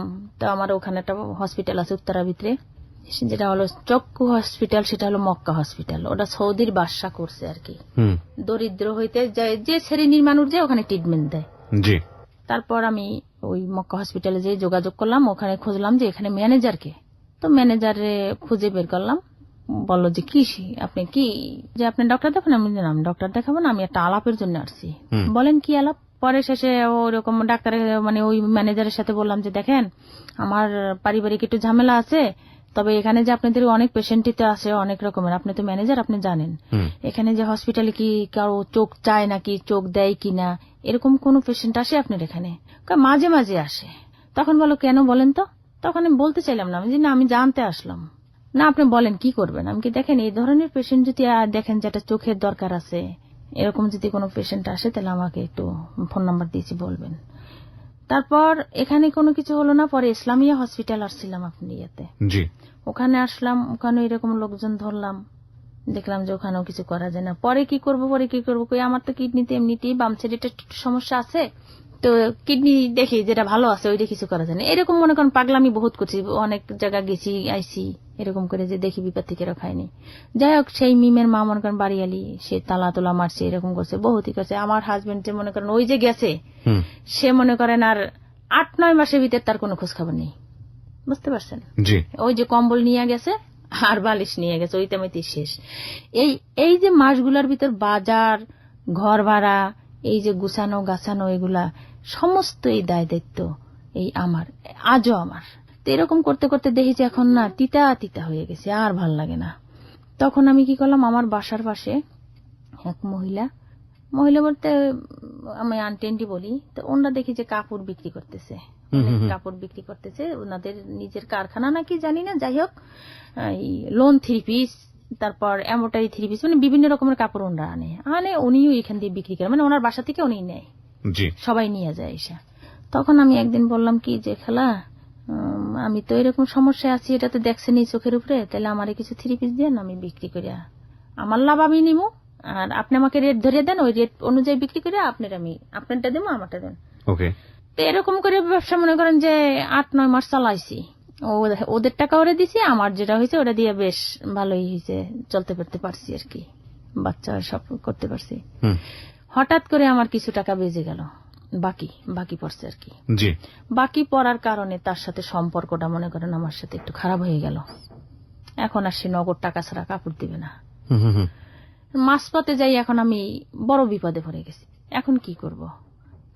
তারপর মনে করেন আমি আমার ওই যে ভাসুরের বাড়িতে গেছিলাম, আমার ভাসুরের মেয়ে আছে, ওর কাছে বলছিলাম যে আমার কিছু টাকা দে, আমি কাপড়ের ব্যবসাটা করি, নাহলে তো সংসারটা আমার বৈশা যাইতেছে, এই ছেলে মেয়েগুলার কি খাওয়াবো, লেখাপড়া তো দূরের কথা, মানে ওকে খাওয়াইতে ঘর ভাড়া দিতেই তো আমার কষ্ট হইতেছে। এখন না কাকি, এখন দিতে পারবো না, দিতে হইলে আরো 1 মাস সময় লাগবে, সমিতির থেকে উঠাইয়া হয়তো 1000-3 টাকা দিব। এরকম করলাম, দেখি যে না, দিল না। পরে কি করলাম, আমার একটা পরিচিত মেয়ে আছে, মেয়ে বলতে আমি বান্ধবীও না, আমার জুনিয়র, ওরে আমি ডেকে আনলাম, ডেকে এনে ওর কাছে সব বিস্তারিত বললাম যে দেখো নার্গিস, এরকম দেখো তোমার সংসারের পরিস্থিতি কি পর্যায়ে আছে, তাহলে তুমি একটা কাজ করো, আমারে কিছু টাকা দিয়ে তুমি সাহায্য করো। সে দেবেই না, মনে করেন তার পিছে অনেকদিন ঘুরছি, ঘুরতে এক পর্যায়ে আমি পায়েও ধরছি ওর, আর আমি কান্নাও করছি যে দেখো আমার এই ছোট ছোট বাচ্চাগুলা, ওদের যেন আমি খাওয়াইয়ে রাখতে পারি, তুমি ওর হাত দিয়ে পায়ে পর্যন্ত ধরছি ওর। তো রাজি হলো না, যে কোনো কারণে রাজি হলো না। রাজি না হলে ব্যর্থ হয়ে গেছি যে আমি এখানে ঘর ভাড়া, এই খাবার, আমি কি করব। পরে মন টান খারাপ হলো, পরে ও আবার আসার পর বললাম, একটা প্রস্তাব নিয়ে এসে যে তুমি কিছু টাকা নিতে পারো, কিন্তু দৈনিক লাভ দিতে হবে। এটা আপনাকে বললো? হ্যাঁ, রেগুলার লাভ। তো আমি বললাম যে কত দিতে হবে? দৈনিক 150 টাকা। 3000-এ 150 টাকা, মানে প্রতি 1000-এ 50 টাকা লাভ। হ্যাঁ, তাও স্বীকার পেলাম যে ঠিক আছে। পরে ওই টাকাটাও আমার ভাঙা হয়ে যায়, মনে করেন সংসারে প্রতিদিন তো লাভ হয় না, আর কোনোটাই মনে করেন একটা কাপড়ে আমি 150 টাকা করে লাভ করি, একটা 50 টাকা করে করি, একটা 100 টাকাও হয়, আর কোনোদিন নাই বা হয়, প্রতিদিন তো হয় না। তো এরকম করিয়া এখনো এই পর্যায়ে যে এখন মনে করেন যে স্বামী একটা ইনজুরি, উনি বসা। আপনি কি এইভাবেই ধার ধর নিয়ে এখনো চলতেছেন? এইভাবেই এখন চলতেছে। এখন তো ধার পাচ্ছিও না, এখন তো আবার আটকে গেছি, যেমন ঘর ভাড়ায় আটকে গেছি কিছু টাকা, আর সুদের আছে 1015 টাকা। অনেক আগে আনছিলাম, ওই যে এনে ঘর ভাড়া দিছিলাম, তো ওই যে বাসা বললাম না তালা মারছে, ওই বাসায় কিছু টাকা এনে দিছিলাম, তাই 5,000-এ দিতে হয় 1,000 টাকা লাভ আমার, আর 5,000-এ দিতে হয় 500 টাকা, আর এই 3,000-এ দিতে হয় আপনার 150 টাকা রেগুলার।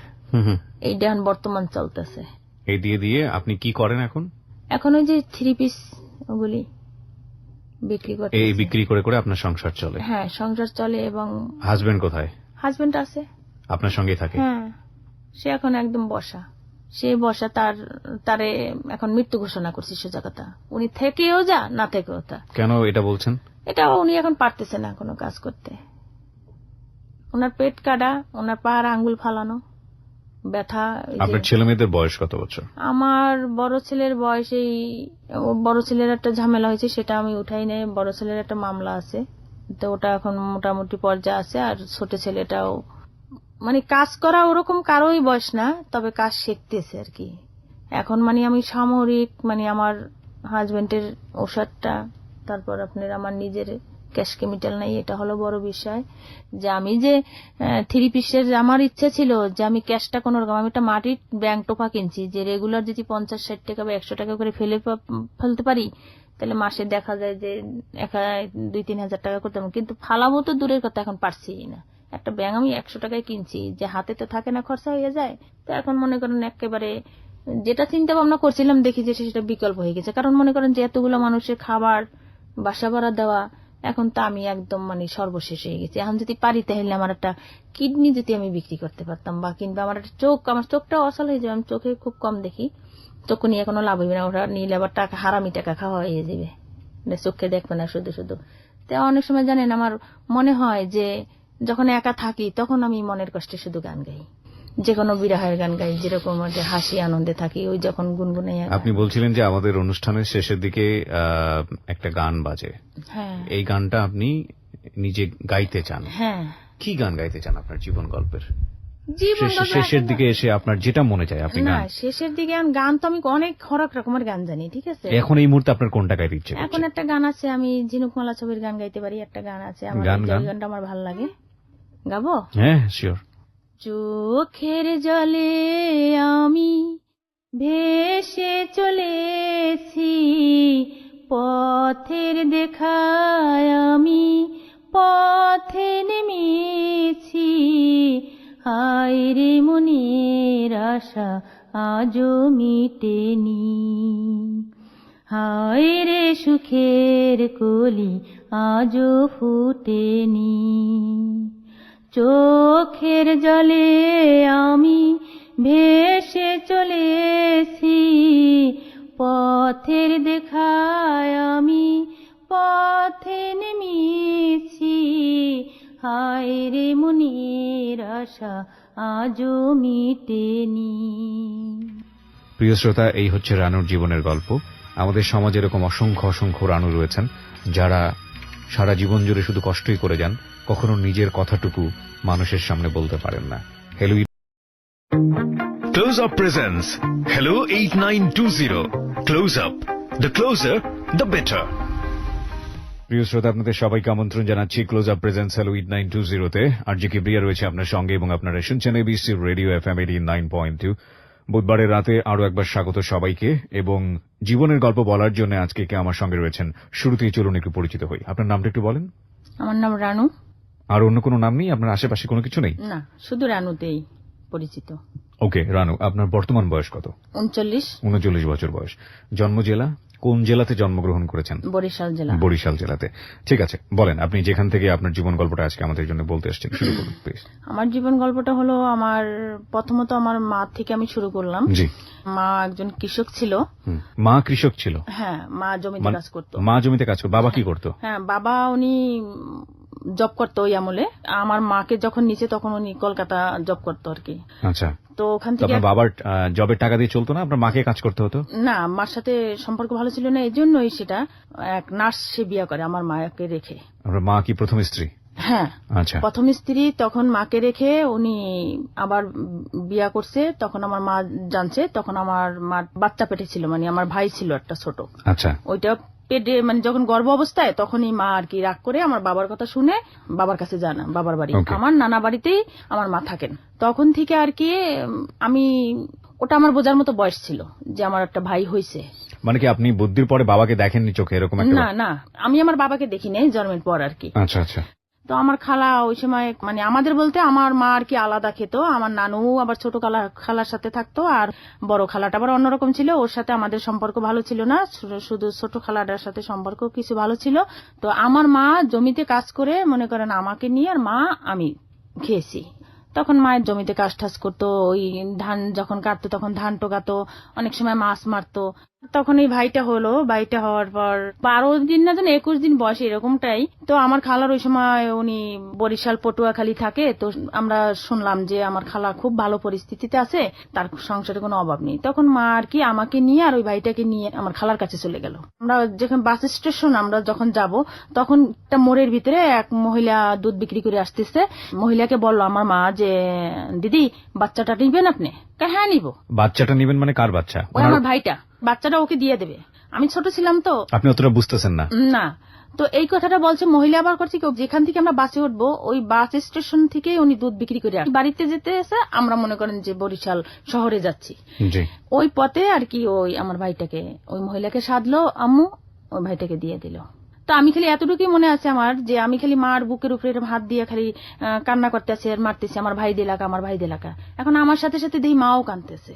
তো এরকম করে করে বাসে উঠে পরে আমার খালার বাড়িতে গেল। খালাকে বলল যে এই বুবু তোর বলে ছেলে হয়েছে? কাহা দিয়ে আসছি। কত দিয়ে আসছে মানে? কাহা দিয়ে আসছি। ওরে খাওয়ামো কি, ওই দেখো না রানুরে খাওয়াইতে পারতেছি না, আমি খেতে পারতেছি না, তো আমি দিয়ে আসছি। তুই যখন আসছোই তাহলে ছেলেটাকে নিয়ে আসতি। যাকে এরকম করে অনেকদিন মা দীর্ঘদিন যাবত এরকম এই ওখান থেকে বেড়ানো ঠেরানো শেষ হলো। তারপর আবার সেই নানা বাড়ি আসছি। আসার পর দেখতেছি যে না, মা যে সময় মা জমিতে কাজ করতো সকালে 1টা পর্যন্ত কাজ করতো, 25 টাকা আপনার মজুরি ছিল, আর 3টার থেকে সন্ধ্যা পর্যন্ত করতো 15 টাকা ছিল। তো এই টাকাটা দিয়ে আমাদের মা আর মাইয়ার খাওয়া চলতো। মানে ওই সময় আমার এই অনুভূতিটা হচ্ছে আমার ভিতরে যে মা তো এই বৈশাখ জ্যৈষ্ঠ মাসের গরমের ভিতরে দেখতাম ফুলহাতার একটা সোয়েটার গায়ে দিয়ে একটা করাল নিয়ে এরকম ধান নিরাতো, হ্যাঁ ধান নিরাতো, তিল নিরাতো। তখন আমার কাছে খুব খারাপ লাগতো যে আমার মা এত কষ্ট করতেছে। তখন আমি এবার চিন্তা করলাম যে আমি কি করতে পারি এই বয়সে। তো মায়েরে বলতাম যে মা ঠিক আছে আমি ধান টোকাই। পরে আমি ধান টোকাতাম, মাঝে মাঝে আবার মাছ মারতাম, আর যে যা বলতো ওইটাই শুনতাম, মানে কাজের জন্য। এখন শুনলাম কি আমি একদিন সরকারি টাকা পয়সা দিয়ে যে খাল পরিষ্কার করে, যে কচুরি থাকে তো ওগুলো আর কি পরিষ্কার করে খাল একদম পরিষ্কার করতে হবে, তো ওইখানে নাকি গম দেয়। বললাম মা খালে বলে কচুরি উঠাইলে গম দেয়, তাহলে আমি যাই? তুই তো ছোট, আমি কি সাঁতরাই আনবো? আপনার যেভাবে বলতে ইচ্ছে করে, সময় নিলে যদি আপনার কাঁদতে ইচ্ছে করে, ক্ষোভ আসে, রাগ আসে, আপনি নিজেকে কোনোভাবেই সংকুচিত করার কোনো দরকার নাই। না না, এটা নিজের মতো করে বলেন। আপনি সেই ছোটবেলার ঘটনা তো ইমোশনাল হয়ে যাচ্ছেন, আমি বুঝতে পারছি। সবসময় মনে করেন আমি গান নিয়ে থাকি, যখনই বেশি কষ্টটা হয় তখন আমি এক একটা গান দেখি যে আমার জীবনের সাথে এইখানটা মেলে। এখানে একটা কথা বলি, উনি গান নিজের মতো করে গান, যদি সময় হয় আমরা শুনবো। জি, যেখানটায় আপনি ছিলেন খাল পরিষ্কারের জায়গাটাতে। হ্যাঁ, পরে সেই কচুরি উঠানোর পর গম দিল, সেই গম ভাঙ্গাইয়া আটা করে মাকে নিয়ে খাচ্ছি। তারপর আমার খালাতো ভাই ছিল, আমার বড় খালার একটা ছেলে ছিল, খুবই বদমাশ ছিল। আমাদের দেশে আবার 2টা ধান হইতো আমার নানা বাড়ি। একটা হলো যেটা পেকে যেতে আমরা চাল বানাই, আর একটা ধান ওইটার ভিতরেই হয়, সেই ধানটা হলো ডাব ধান। জমি নষ্ট হবে দেখে ওই জন্য কাঁচা থাকতেই কেটে ফেলে, যাতে এটা চারা না জানো না হইতে পারে। তো ওই ডাব ধানটা আর কি আমাদের নানাবাড়ি এলাকায় কাটলে ওইটা দিয়ে আবার চাল করে, কিন্তু চাল 3 ভাগ ধান হইলে 1 ভাগ চাল হবে। তখন আমার খালাতো বাড়ি বললাম যে জালাল ভাই তুই আমাকে একটু নিয়ে আলো, আমি তোর সাথে ধান কাটবো। এটা কি একদম অল্প বয়সে? মানে কত বয়স তখন মনে আছে? খুব ছোট? হ্যাঁ 10 বছর বয়স। লেখাপড়া তো হতো না? 9 কি 10। লেখাপড়া তো করেননি ওই সময়? ও লেখাপড়ার সাবজেক্টটা আসে না, লেখাপড়া ওখানে বেশিরভাগে করতে পারিনি। সেটা হলো বর্ষার 6 মাসে স্কুলে যেতে পারতাম না, কারণ বিল তো, আমার নানা বাড়িটা হলো বিল, মনে করেন যে নৌকা ছাড়া কোনো বিধান নাই। হ্যাঁ, মা যথেষ্ট চেষ্টা করছে, কিন্তু শুকনার মৌসুমটা আসলে যেতে পারতাম স্কুলে, বর্ষার মৌসুমটা যেতে পারতাম না, কারণ নৌকাও ছিল না। হ্যাঁ, এরকম করে মানে 4 পর্যন্ত আর কি টান্নে হাসরাইয়া নিচ্ছি আর কি। যাই হোক, পরবর্তীতে আসি সেই ধান কাটতে আমার খালাতো বাইরে বললাম যে ঠিক আছে দাদা, আমি তোমার সাথে একটু যাবো, তুমি আমার ধানটা একটু দেখাই দিও কোনটা কাটবো। তো ও আবার একটু ছোট থেকে আমাদের সাথে একটু শয়তানি করছে, মানে সঠিক রাস্তায় আমাদের কোনো সময় নেয়নি। ঠিক আছে, আমি ওর সাথে গেছি, তো ওই ধানটা আবার শামুক দিয়ে কাটতে হয়। আমাদের দেশে আবার শামুক ধরতে জানি আমি। ওই শামুকের মুখটা মানে যখন হাঁসেরে খাওয়ায়, তো খালি ছিলকাটা থাকে, ওই ছিলকাটা দিয়ে হাতের ভিতরে একরকম বাজাইয়া ধানের গাছটা আমি কাটতে জানি। কিভাবে কাটা যায়? হ্যাঁ, কাটা যায়, একদম ছেনির মতো টুস করে কাটবে, এত বড় করে ধানের মাথাটা খেরের সাথে আসবে, ওইটা আবার পেঁচাইয়া এরকম মোটা মোটা করে, যেরকম শাক যেরকম বাঁধা থাকে, আটি বলে। হ্যাঁ, আটি, ওই রকম আটি বেঁধে সাজির ভিতরে মোট এরকম সাজিয়ে নিয়ে আসে। তো ওই খালাতো ভাই করলো কি, যে ও আমাকে ধানটা দেখাই দিছে, মানে ধান আর ঝরা কোনটা এটা কিন্তু বুঝবেন না আপনি। ঝরা মানে কি ধানের মতো এক ধরনের আগাছা বা এরকম কোনো কিছু? ধান যে এই ধানটা তো পাকার সময় হলো, যেমন আমন ধানটা তো শীতের মৌসুম অগ্রাণে পাকে, ওইটা মনে করেন এই যে আশ্বিন মাসেই পাকা শুরু হয়ে গেছে। ওই ধানটা ওইদের সাথে মিশলে ওটা ফসলটা সুন্দর হয় না, এই জন্য এটা কাঁচা থাকতে কেটে ফেলে। আচ্ছা আচ্ছা, ওকে। তো এখন ওই আমরা ওই ধানের ছড়াও যেরকম আর এই ঝরার ছড়াও ওরকম, ও করতো কি আমার ওই ধানটা দেখাই দিত, এটা ছিল শয়তানি। তো এরকম মানুষের জমিতে, হ্যাঁ মানুষের, মানে ওই নকলটা কেটে নিয়ে গেলে আপনাদের কোনো সমস্যা করবে না সে, কারণ ওটার ধান নষ্ট করে। ওইটা মানুষ যারা গরিব তারা কেটে নিয়ে গিয়ে খায়। হ্যাঁ, এই জন্য মালিক কিছু বলবে না। আচ্ছা, কিন্তু ওই মেনটা কাটলে তো অবশ্যই বন্ধু বলবে। তো ওই অরিজিনালটাই আমাকে দেখাই দিত। ও তো আমি ধান ঠান বানিয়ে এরকম জমির ভিতরে রাখছি, সাজিতে রাখছি। ওই মালিক আসছে, দেখেন না রানু